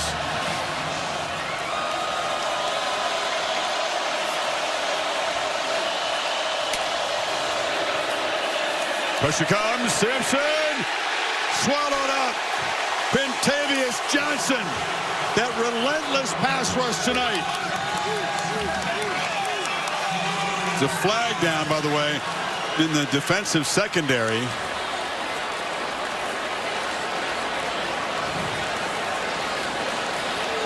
He'll be smart way out on the field. I have the words with the Danilo Jones, one of his corners. After the play, personal foul, unnecessary roughness, defense, number 15. 15-yard penalty will be added to the dead ball spot. First down, Alabama. Very costly. That's on Jones. Chris, I just want to show you the importance. You see it all the time. Quarterback's pointing out the mic and which way you turn the protection. The offensive line turns this way. And watch what happens with a blitz in the end. You got a 2-on-1 situation. Line turns one way, Back tries to come over and help. Doesn't really step up to help out on that blitz by Chris Cole, but he turned the offensive line the wrong way, and the pressure came the other side. So the sack counts. It would have been 3rd and a mile. That dead ball foul gives Alabama a first down to the 45. Simpson ball batted in the air and caught. Edwards on the carom as the ball just kind of fluttered into his hands. Bama needs every break they can get. It was tipped by Everett. Man, that's about the first break they've gotten tonight. Blitz off to right there from the corner. Everett, ball goes in the air. The way this night's been going, you'd think that C.J. Allen or Raylan Wilson would have picked that off, but they catch a break with a freshman Edwards with a heads-up play. Another short throw over the middle and pick up about 4 to Hill. Yeah, Georgia's keeping everybody back. Go back to that penalty with DeMello Jones. This is after the whistle. Obviously, that's what made Kirby. You saw Kirby over on the sidelines jumping up and down. That was what he was frustrated with. Not just the penalty, but one of his players with a 21-point lead doing it.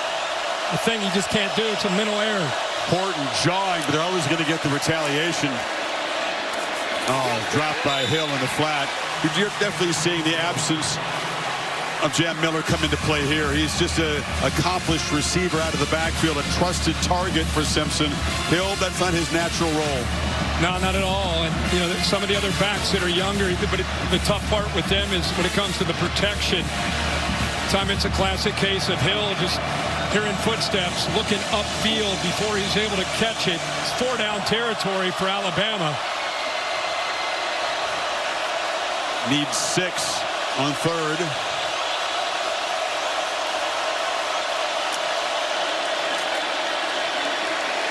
Back foot throw, trying to loft it to Williams, who was tackled. And Georgia, it'll be another penalty on DeMello Jones to bail out Alabama. He didn't see the football, which was way underthrown. Interference, defense, number 15. 15-yard penalty from the previous spot. First down. And pressuring Ty Simpson. Every single time he throws the ball, this time it's C.J. Allen in his face. That's why there's nothing on the ball.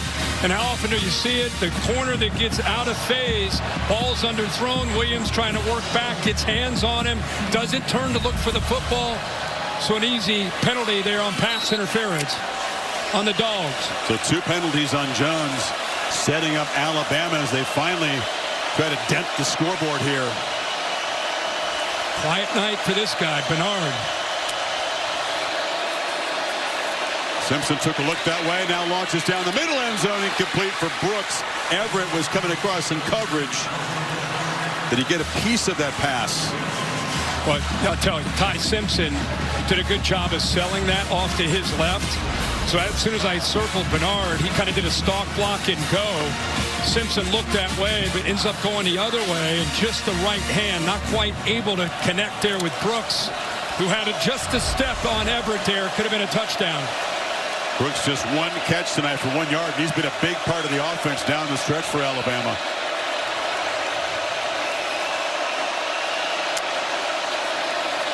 Pressure again. Lofted toward the end zone. Williams could not come up with it. Defended by Ellis Robinson. Now they keep bringing blitzes, and until you make them pay for it, they're not going to get out of it. One-on-one, can you beat them? Ball's there. Ryan Williams just drops it. Right there, right through his hands. I don't feel like he's ever been a natural ball catcher. Like he just doesn't seem to have those natural hands. Earlier this year, the ball would be going through his hands into his chest. That time it was right where it needed to be, and it just went through the hands. And they miss another opportunity. Would have been a good catch, but a play they needed to make. He's had 8 drops in the season. That's a lot. 3rd and 5. Underneath, it's Bernard, who never drops the ball. Working free. Jeremy Bernard still running. He will score. Touchdown, Alabama on the board, finally. Well, you were calling for Ryan Williams last week. I've been calling for Jeremy Bernard tonight just because he can do that. He could be arguably their best football player on the Alabama roster. You got to just find different ways. This time they use motion, try to get him into the screen, the middle screen. That play right there on K.J. Bolton, the stiff arm. And then Dalen Everett, another stiff arm. 91-yard drive, Kirk. And they did play with emergency in tempo, only took 2:37. Now those two major penalties on Jones played a huge part, but suddenly it's back to a 2-score game.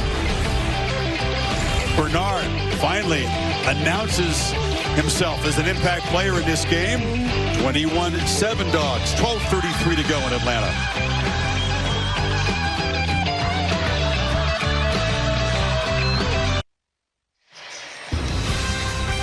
Alabama on the board after a 91-yard drive. Jeremy Bernard, a 23-yard reception from Simpson, turned a short pass into a big gain finally. They've rarely done that tonight. Bernard getting away from the Dogs defense. And this is certainly a little more interesting here.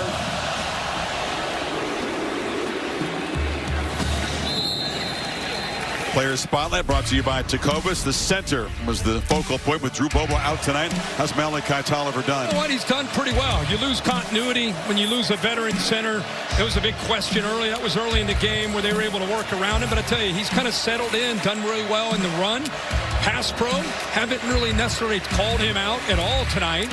So for a guy that only played against Charlotte, last week when Bobo went down, he had to step in against Georgia Tech, and he had a week to get ready against this Bama defense. So far into this fourth quarter, doing a good job.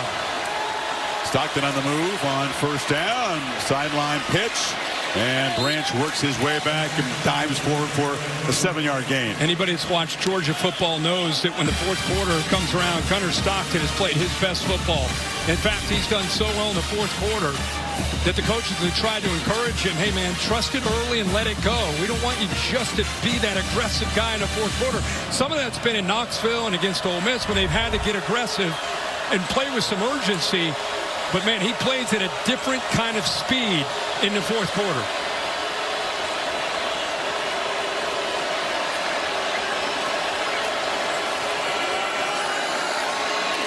Pump fake off the edge, and it's complete to Delp for a first down. So Bobo calling a couple passes. Yeah, important to answer for Georgia, just because in this dome right now, it's, you know, you can't tell with all the crimson and red, but it does feel like a 50-50 crowd. Alabama, for the first time after that touchdown, their crowd's starting to feel good. If they would have gone to 3 and out, boy, they give the ball back to Bama. That's a different story. But a couple throws, staying aggressive, trusting the quarterback, they get a first down here.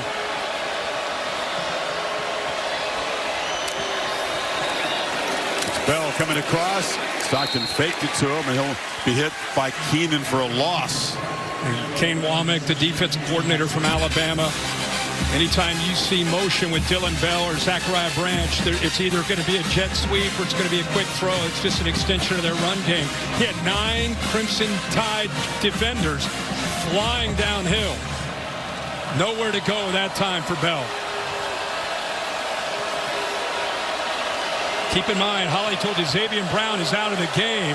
Damani Jackson opposite of the true freshman to John Lee on the outside. Keeper. Stockton. Lowers the shoulder. And falls forward. Hill Green right there. You got to keep an eye on that. That was a tough hit right there. Yeah, that's the risk you take with this +1. It's a tough thing for the defense to deal with because you got the running back leading the way, Nate Frazier. But that's the big hit there by 41, right on the head. Stockton was fired up. I don't know, he was talking to one of his offensive linemen after that play. He's taken a few big hits here these last few plays. Need 4 on third down.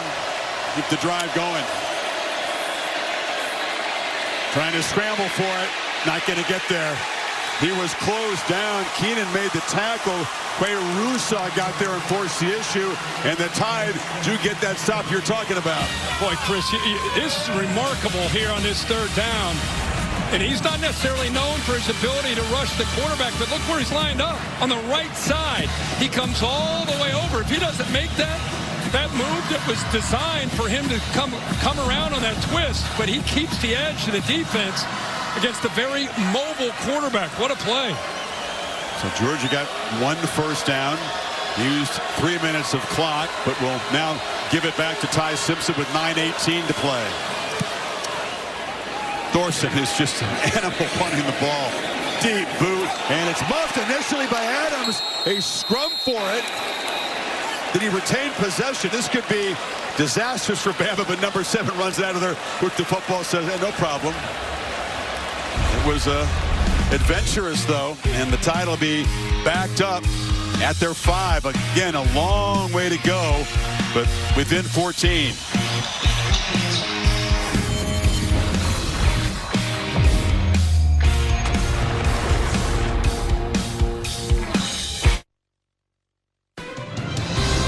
The SEC Championship on ABC is presented by Ice Cold Dr. Pepper.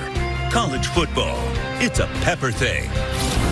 And in part by IHG Hotels and Resorts. Georgia dominant through the first 3 quarters. Alabama has a 4th quarter touchdown. Inspired, emotional Georgia defense. Tide went 91 yards on them last time. And C.J. Allen, the enforcer, the leader, reminds me so much of Nakobe Dean when he meant to this defense. Same kind of personality, number 3 in the middle. Tide 96 yards away. And Simpson underthrows Edwards.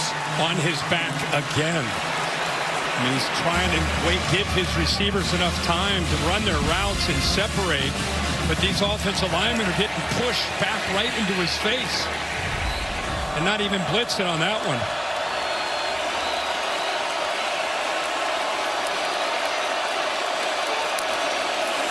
Pressure comes again. Ball out. Catch made. And it's Bernard. Tried to create some magic there after the catch. Knocked down a couple yards short of the marker by K.J. Bolden. Third and short. Starting to find ways to get Bernard the football. Remember, he had that big touchdown. Had a couple broken tackles. Big 3rd down here for both teams. Under 9 minutes. Been a story from the start. Alabama just 2 for 10. Most of them a lot longer than this 3rd and 2. See if they bring those backers. They've been very, very, very effective by bringing linebackers. Hill moves back in to perhaps block the blitz. Simpson flips it out, drops. Caleb Edwards, the tight end, big shoes to fill. Josh Cuevas just can't go, and he's an example of one of the young guys that has to step up and play a bigger role in the drop there on his 4th down. Offense on the field. Yeah, offense on the field. You need 2 scores. He's just kind of leaking there, but there's your guy, C.J. Allen, right at home. They didn't blitz him. Let him sit there and read the eyes of the quarterback. Maybe the ball game for Alabama. Keep hope alive. Got to have 2 here. Long throw, no chance. Bernard was intended receiver. Pressure came again, but that was way off target, and the Dogs will take over in the red zone. And a long, low percentage throw on 4th down and short. I mean, you're trying to get it to 5. He was stacked.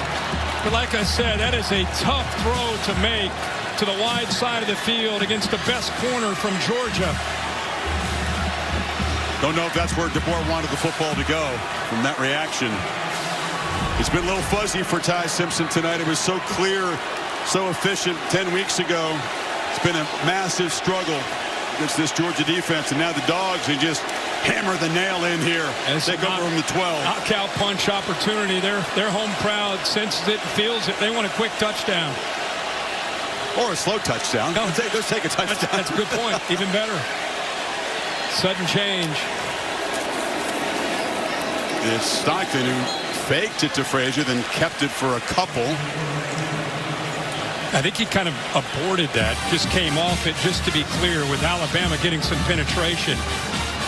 James Smith got in there pretty quickly. Don't risk the exchange. Yeah.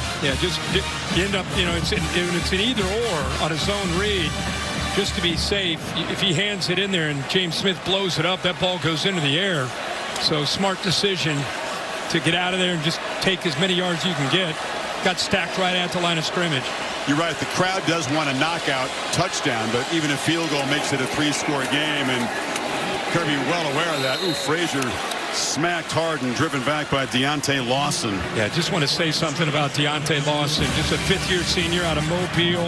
Went to Mobile Christian. We've been sitting down, you and I and our crew, for 5 years with him. One of the guys you pull for. He's been through some injuries, some adversity, and really the glue. As the Nick Saban era ended, And the new era began with Kalen DeBoer, having him in the middle as a leader that's kind of a quiet, humble guy. He became a more vocal leader. Great play there. Branch trying to find some space and scores! The Dogs deliver the dagger.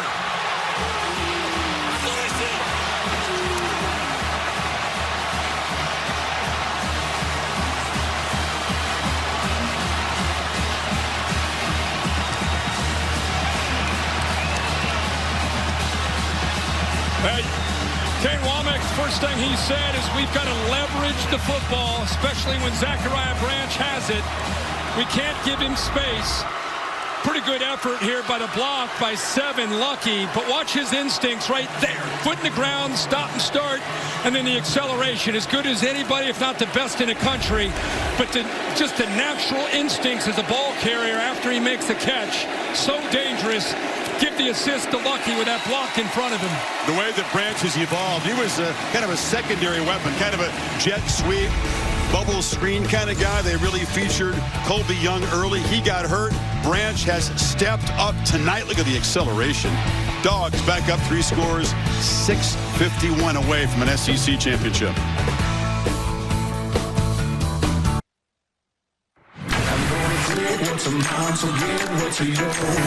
You one shot, one opportunity. Give me some of that power.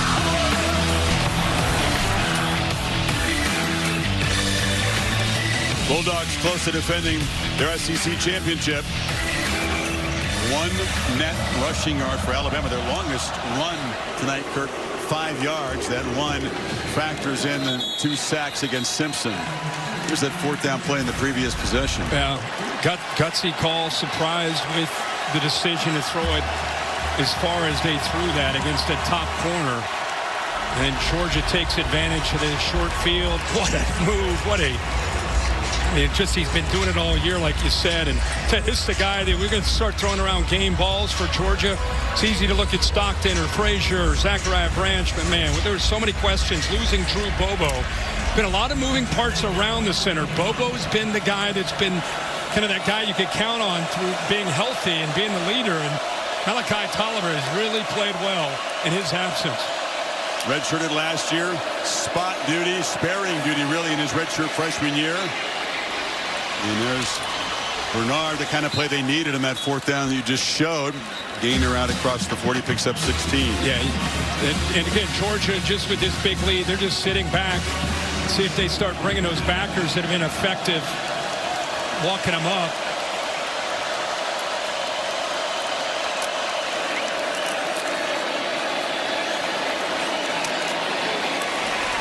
Catch made just short of the marker.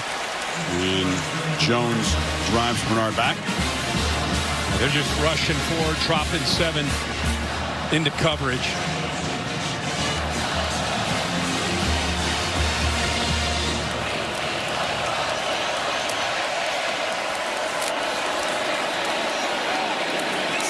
Tried to find Bernard yet again. Everett broke it up.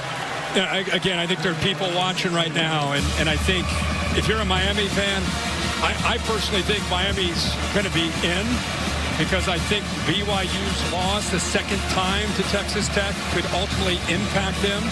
I think the discussion's going to be Bama and Notre Dame. I think that's what just in my opinion, I think that's what they're going to have to weigh and look at all the things you look at, and Bama's got a lot of good for them. Notre Dame has some good for them, so it's going to be an interesting discussion, I'm sure, in that room. We'll pick up on that in a second. Tide need 2 on this 3rd down. Simpson has time. Does he have anybody open? No, he's going to take off. He's going to be tackled short. It's going to be 4th down here. C.J. Allen, the heartbeat of this team. The guy that teammates say is just wired differently. And just to clarify, the reason I think Miami will be in is because I think BYU could slip beneath Miami, which would put Miami and Notre Dame together. And that's where the head-to-head would come in favor Miami over Notre Dame. Let's watch this 4th down play, and I'm going to pick up that with it because the Herb Street playoff predictor is different than the All-State. Yeah. And make it very clear, I have no say in anything. I don't know anything. I'm just going by what the committee does with their rankings, trying to respond to what they do from 1 week to the next. And everybody's been clamoring about, what about head-to-head? What about head-to-head? But Miami's been so far away from Notre Dame. Maybe they shouldn't have been, frankly. Maybe they shouldn't have. But I'm just saying they have, based on the committee's rankings. And it really did come into play. Well, now, after last week's rankings, the only team that was in between them was BYU. And I don't think teams should ever be punished for playing a conference championship game. But in this case, you and I called the game in Lubbock. It was one-sided. You watch it again today, pretty one-sided. I just wondered, do they punish BYU for playing that second game in that conference championship? Or do they keep it? I don't know. I mean, that's what they have to figure out.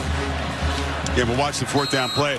Alabama fans hoping they don't get punished for playing in a conference championship game. Sure. Difference is they did beat Georgia in Georgia the first time. They didn't lose twice to them as the Cougars did to the Red Raiders. That's the difference.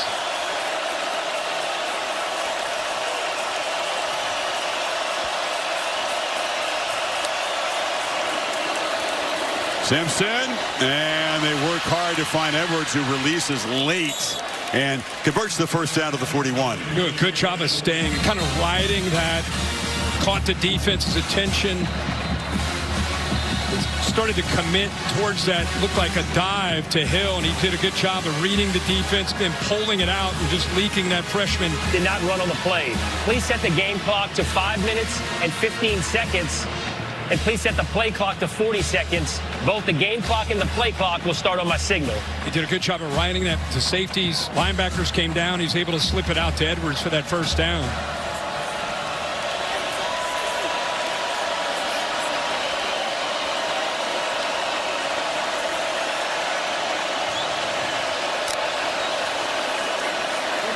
Pressure is picked up this time. Simpson, long throw into traffic. Dangerous pass attempt. KJ Bolden was patrolling the area. Kirby knew they were that close to a pick. And Ellis Robinson won. Watch him. He's reading the quarterback. He doesn't even go with the receiver. He's got a safety over top. And I think with the very close by Bolden making a play on the ball, but Ellis Robinson's right there too. So you have two different defenders right there. And Kirby knows they missed one there. Good job of disguising that coverage. Bolden may have broken up an interception from his teammate. Robinson was waiting for the football.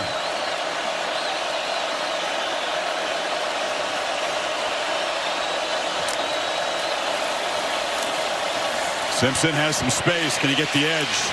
He could not escape Zayden Walker, the young edge rusher, who lose 5. He lined up over the center right here. And then he just watches him. He's just spying. I mean, I don't know what kind of... That's a linebacker, edge defender. Got to be a 4-5, right? I mean, that is speed. Chasing down Ty Simpson. We saw Ty Simpson last week show some wheels. Looked like he was running with ankle weights on there with Zayden Walker chasing him down. He's very proud of his scrambling ability. He says he's a very good athlete, but taking some punishment today, not able to escape that time. So 3rd and 15. 2 plays to get the yardage. Short throw, Bernard. And it's a second throw downfield to Daniel Hill. A trick play. Hill rumbles downfield into Georgia to the pass and then the lateral across the field. That's incredible. They brought 6. Once again, Simpson gets hit. They brought one more than they could handle, so he gets hit. What a job by Bernard, who was a Wildcat quarterback in high school, and did a good job there, not just throwing it, but leading him. Made sure it was a backwards pass. Now end zone for Bernard over his head. They've been all over number 5 tonight. Ellis Robinson in coverage that time. He does have the one kind of explosive play we've seen from either side tonight. Georgia doesn't have a 20-yard play. Bama's just got the 23-yard touchdown play from Bernard. Longer than 21 yards. Yeah. And that kind of grinding game. They both sides, but especially for Alabama. Yards have been very, very tough, and they tried to run the ball, but just they've been running uphill against his front from Georgia. Simpson, the tear off his hands. Every single time he drops back to throw. Remember, this is the same teams that played, 10 weeks ago or however long ago it was, and we all marveled at the job Ty Simpson and his offensive line did, went into hostile territory. They converted on third downs, especially early in the game, the first 8, but he had time. He had a clean pocket. Tonight, 18 pressures in this football game. Every time he throws the ball, he's got somebody in his face. Like most college quarterbacks, Simpson's numbers are far, far worse when he's under pressure. He's just so efficient with a clean pocket. It's actually a pretty startling difference. And tonight it's been a big, big factor. Just has not been able to make quick decisions and clean throws when he's been harassed. That's one for Williams was way short. Yeah, and I think when you have that kind of success as a defense, Kirby talks about this a lot. Glenn Schumann, they're not always caught up in how many sacks did you have. They have 3 tonight. They don't care about sacks. They care about affecting the quarterback, which they have done almost every time he's dropped back to throw. 4th down and 10 here.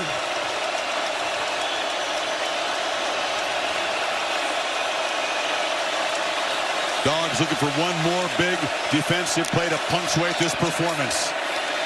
Pressure comes. Simpson stays alive, has to make something happen on 4th down. Spins away, heaves to the end zone. Oh, bounced right off the chest of Bernard. Somehow that ball found its way to number 5, but he couldn't come up with it. Yeah, that ball, it was just a desperation throw. And somehow K.J. Bolden, it went up and over him.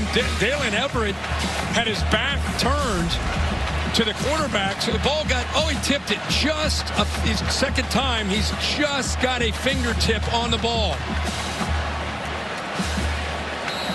What a view right there. Otherwise, that's a touchdown. Just by getting that fingertip on the ball, changed the trajectory in a millisecond, and their best receiver, Bernard, unable to hold on. And the Dogs 3:20 and counting away from another SEC championship, securing top 4 seed in the 12-team bracket, earning that first-round bye, which means we would not see the Dogs again until around New Year's Day when the quarterfinals would unfold. They'll need every day of rest. And Alabama, which was told by the computers and most of the pundits that they were a virtual lot no matter what happened today, has not secured the automatic bid, and will have to put it in the hands of the committee and hope that this performance doesn't detract from what was a pretty exceptional regular season with plenty of wins over ranked teams. There remains some intrigue tomorrow for sure, though. Oh, yeah. Stockton still has the ball and is weaving around what is dug down and take a loss. Remember last year, all 4 teams that had the bye lost? Yep. 0 for 4. Also remember last year when Alabama took a kind of subpar Oklahoma team and lost on the road. That's eventually what kept them out of the playoff. They lost to a much, much better Oklahoma team again this year at home. And if Alabama does have trouble getting in the bracket and the committee goes elsewhere, it'll be the Sooners again that will have kept them out with that loss. That's true. What's the drama here, Chris? What do you think? Well, what happens 9 to BYU? through 12 is the drama. What happens to BYU after a second loss to Texas Tech? Are Miami and Notre Dame going to be side by side, which would favor Miami with head-to-head? And what are they going to do with Alabama? Is Alabama going to be okay? And if not, how far will they drop after have to play a bonus game against a team that they already beat in their building, in their stadium? Well, historically, every time a team has lost a championship game, they do drop. Sometimes just one, sometimes more. So you can expect some kind of a drop. Certainly talked about BYU. That was a different circumstance than this game. But you would expect Alabama to drop and get a little tenuous. Yeah. Noon Eastern time tomorrow on ESPN is that reveal. Here's Bowens. Chauncey Bowens spins out across the 30. And it feels like the top 4 seeds will be Texas Tech and Georgia, and if Ohio State, Indiana, depending on how that game goes, whoever wins will be the 1 seed. Whoever loses, if it's a competitive game, will probably be still up in the top 4, I would think. Look, we do make our living week to week in the SEC. But there's things to talk about when this conference, they tend to Bowen. Look, I mean, there's great teams in the Big Ten. The two best teams, 1 versus 2, and I can't wait to watch it. Texas Tech's a deserving top 4 team, but the depth of this league, the punishment that you have to absorb week in, week out, it's been talked about for a long time, but it is really a real factor when you look at teams trying to get to this part of the season and make a playoff case. You got teams like Texas, which lost to Ohio State early, took a non-conference game in a tough game, 14-7, won the stat battle, lost on the scoreboard, and they're going to be penalized for taking that game because they're probably not going to make the field. Vanderbilt, great season. They're probably not going to get in. That's how deep this league is. So that's not hype, and that's not bias. That's just the reality. It's just watching the games. It's just truth. Big Ten has 3 really exceptional teams at the top. It's a very top-heavy league. The SEC, for a while, was considered very top-heavy when it was Bama and Georgia or everybody else. But now the depth is so significant that there are no easy passes in this league, period. It doesn't matter what the one-loss record is of the opponent. Be prepared to battle. Georgia out battling Alabama, 2 minutes away from backing up last season's SEC championship.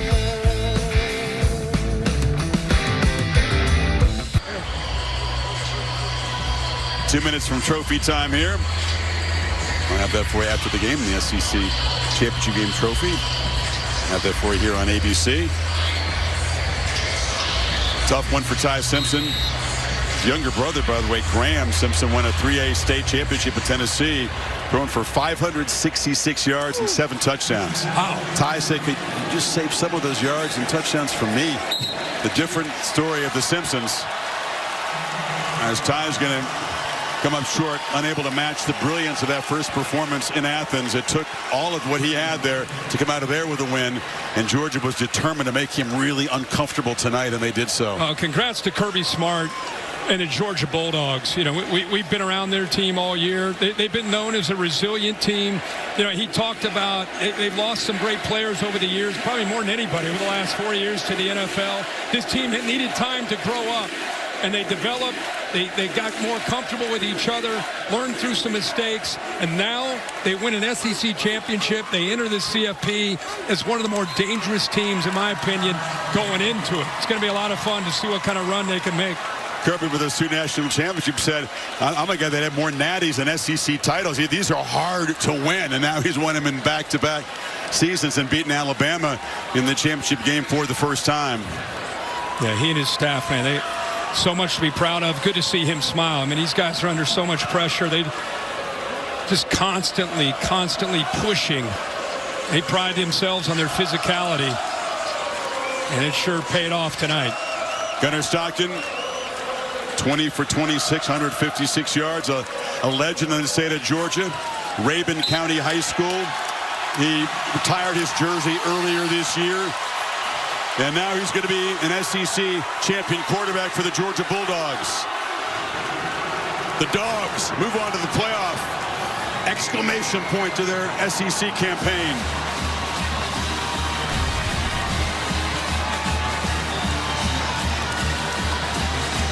And let's hear from Kirby with Holly. Well, Coach, how sweet is redemption when it comes with an SEC championship trophy? Well, it's not about redemption. They got a great program, great head coach. It's about our team tonight. These guys have been told and touted, and since that last game, they can't beat this team. Our team was really physical tonight, played an excellent game, really proud of them, and proud for these Georgia fans, man. Your defense rose up and put on one of the best shows of their season. How did they do it? -3 yards rushing allowed. Trey Scott, Lynn Schumann, Thacker, T-Rob, Dante. That defensive staff's incredible. And that's Schumann and them's defense. That ain't my defense. That's Schumann and them's defense. Incredible job. Coach, you've said all season this is a team that cannot be killed. How does this give you some momentum moving into the playoff? Well, we got to keep getting better. We got a lot of young players that stepped up tonight. We had a lot of injuries. They had a lot of injuries. Proud as hell for this team. Thank you, Coach. Let's go to Laura with Gunnar Stockton. All right, thank you so much, Holly and Gunnar. This time last year, you're thrust into this game with no warning. Now you're able to win this game, and this is your team. What allowed for your success tonight? This is awesome. Just the journey this season has been so far. it's been awesome just being able to play with all the teammates. I love everybody, and it's been amazing. I'm glad we have another road ahead. Yeah, I know it breaks your heart that your friend, center Drew Bobo, couldn't play in this one, but what can you say about the way that Malachi Tolliver stepped up? Yeah, Malachi did a great job. He just stepped up, and he did his butt off today. And I know this one hurts for Drew, just how much it means to him, but Malachi did a heck of a good job, and I was proud of him. You got a front row seat to seeing your defense absolutely hunt Ty Simpson. What did they show you tonight? Yeah, that's what I have to go against every day in practice. So I know what Ty feels like, but I thought the defense did a great job and held them to little points. I know you guys didn't want to make too much of this being a rematch, but you were able to get the better of this Alabama team after they did that to you at your place earlier this season. How would you describe just how well this Georgia team is playing right now when it matters most? Yeah, I think we're clicking right now at the right moment. And it's fun when it's like that, and everybody's having fun playing football and enjoying what they're doing. All right, congratulations. Thank you. Chris. A tremendous achievement, as we've said. MVP for going 20 of 26 with those 3 touchdown passes. Just in really complete command. The whole team was, and he's the beneficiary of a team that was incredibly well prepared. They won the line of scrimmage on both sides. And I think that really the block punt got them going, the interception by Everett. But this is a football team that came in and played really all 3 phases. They dominated this game. They deserve all the credit. You could hear Kirby Smart say, basically this team has a chip on their shoulder. They're tired of being doubted. They got to keep that energy after this championship, after this accomplishment. Don't lose that chip. Keep playing that way as they get ready for the next round. I love that they're doubted. 12-1. They were favorites tonight, by the way. But you know what?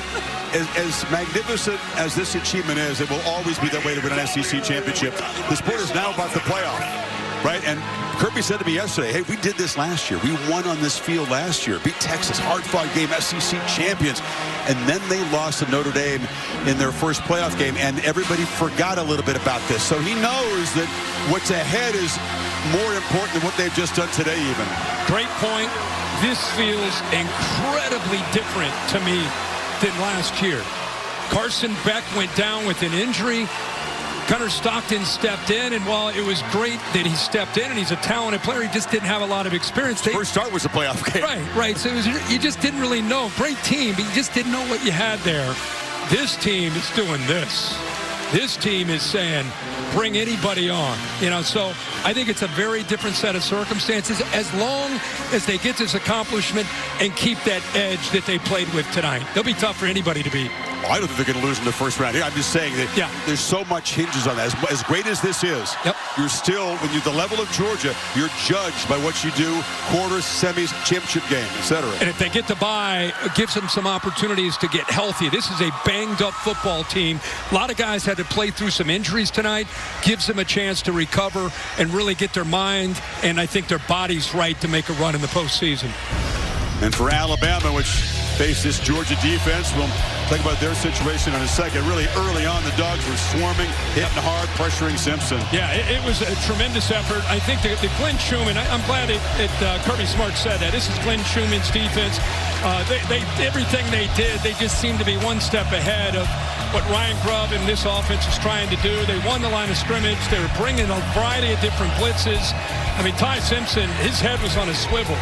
His defense is led by C.J. Allen, number 3. And he made a lot of plays, but they were very, very well prepared, especially considering they lost to this same team. This time it would be a different story. There's Glenn Schumann right there with his kid. It looks like his blitzers are all over him like they were over Simpson. Exactly. I tell you, they will need that time off at 3 weeks, I guess, till they're back on the field. Even if you do get a first-round bye, you got a couple weeks before recovering. And that does get me to Alabama because that's also part of this equation. One of the 4-way ties for the regular season title in the SEC. But now they have to wonder in this new era if what the committee saw here gives them pause. Where do they drop? Are they really in that conversation? Is it really Alabama versus Notre Dame, Alabama versus Miami, etc.? I think there's going to have to be a discussion with what happened to BYU today. Where will BYU go?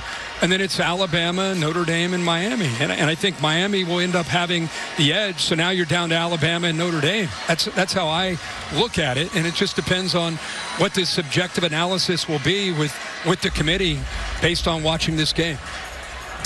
We're set to have the trophy presentation. Now let's get back down to Laura.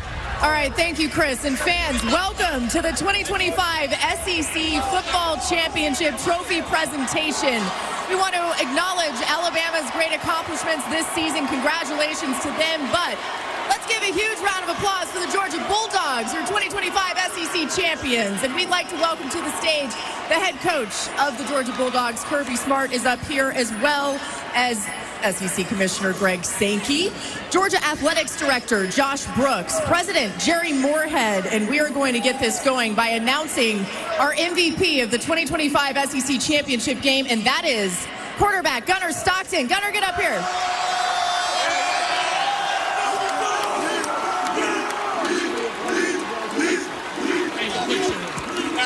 Now listen, Gunnar, I know you don't like to take a ton of credit and you love to give the credit to your teammates, but when we were just about to do the interview down there, a couple of your teammates were coming by and they said, he's the one. What can you say about this group and the way they've supported you?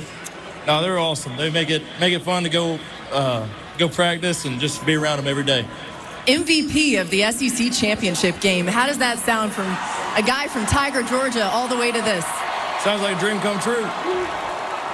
All right, let's get Kirby Smart over here. Congratulations to Gunnar. And Kirby, this is something that you felt like this team could accomplish, but you knew that there was some growing up that had to happen. How would you describe the way that they have responded throughout this season?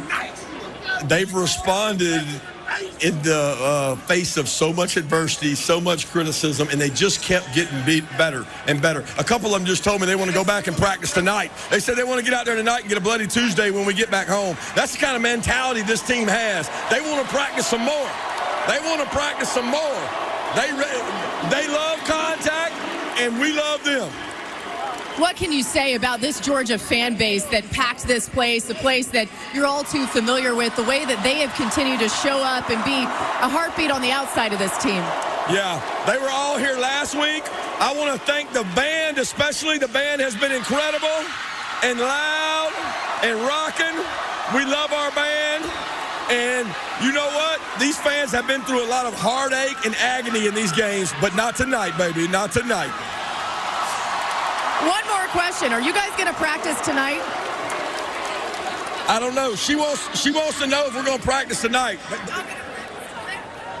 We got Mount practice tonight. Okay, they said no. All right, congratulations to Kirby Smart, Gunnar Stockton, this Georgia Bulldogs team. And now it is time for SEC Commissioner Greg Sankey to present the 2025 SEC Championship Trophy.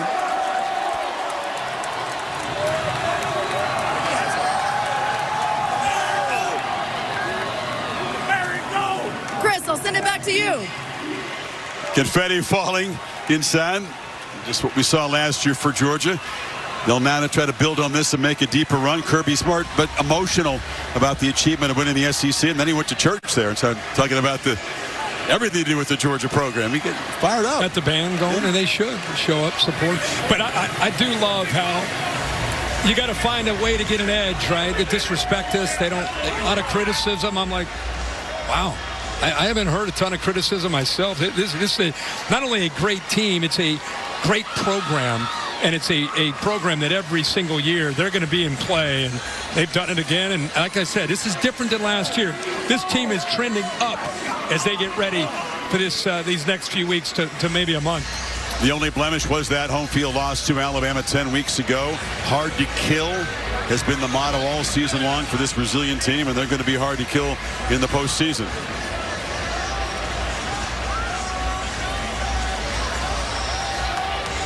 A block punt, an interception, set things up early. Gunnar Stockton on the offense, efficient. At defense, just smothering, suffocating. And the Dogs win it 28-7 to take the SEC championship. Noon Eastern time tomorrow over on ESPN. That 12-team bracket revealed. We know you're going to be there for that. Bill Bonnell produced the game. Jimmy Platt directed it. Thanks to our entire crew, to Mark Amento and Bill Black. Darren Brown up here. Allie Moss, our entire crew here in Atlanta. So long. For Kirk, Holly, Laura, Bill, Chris saying, we'll see you next time.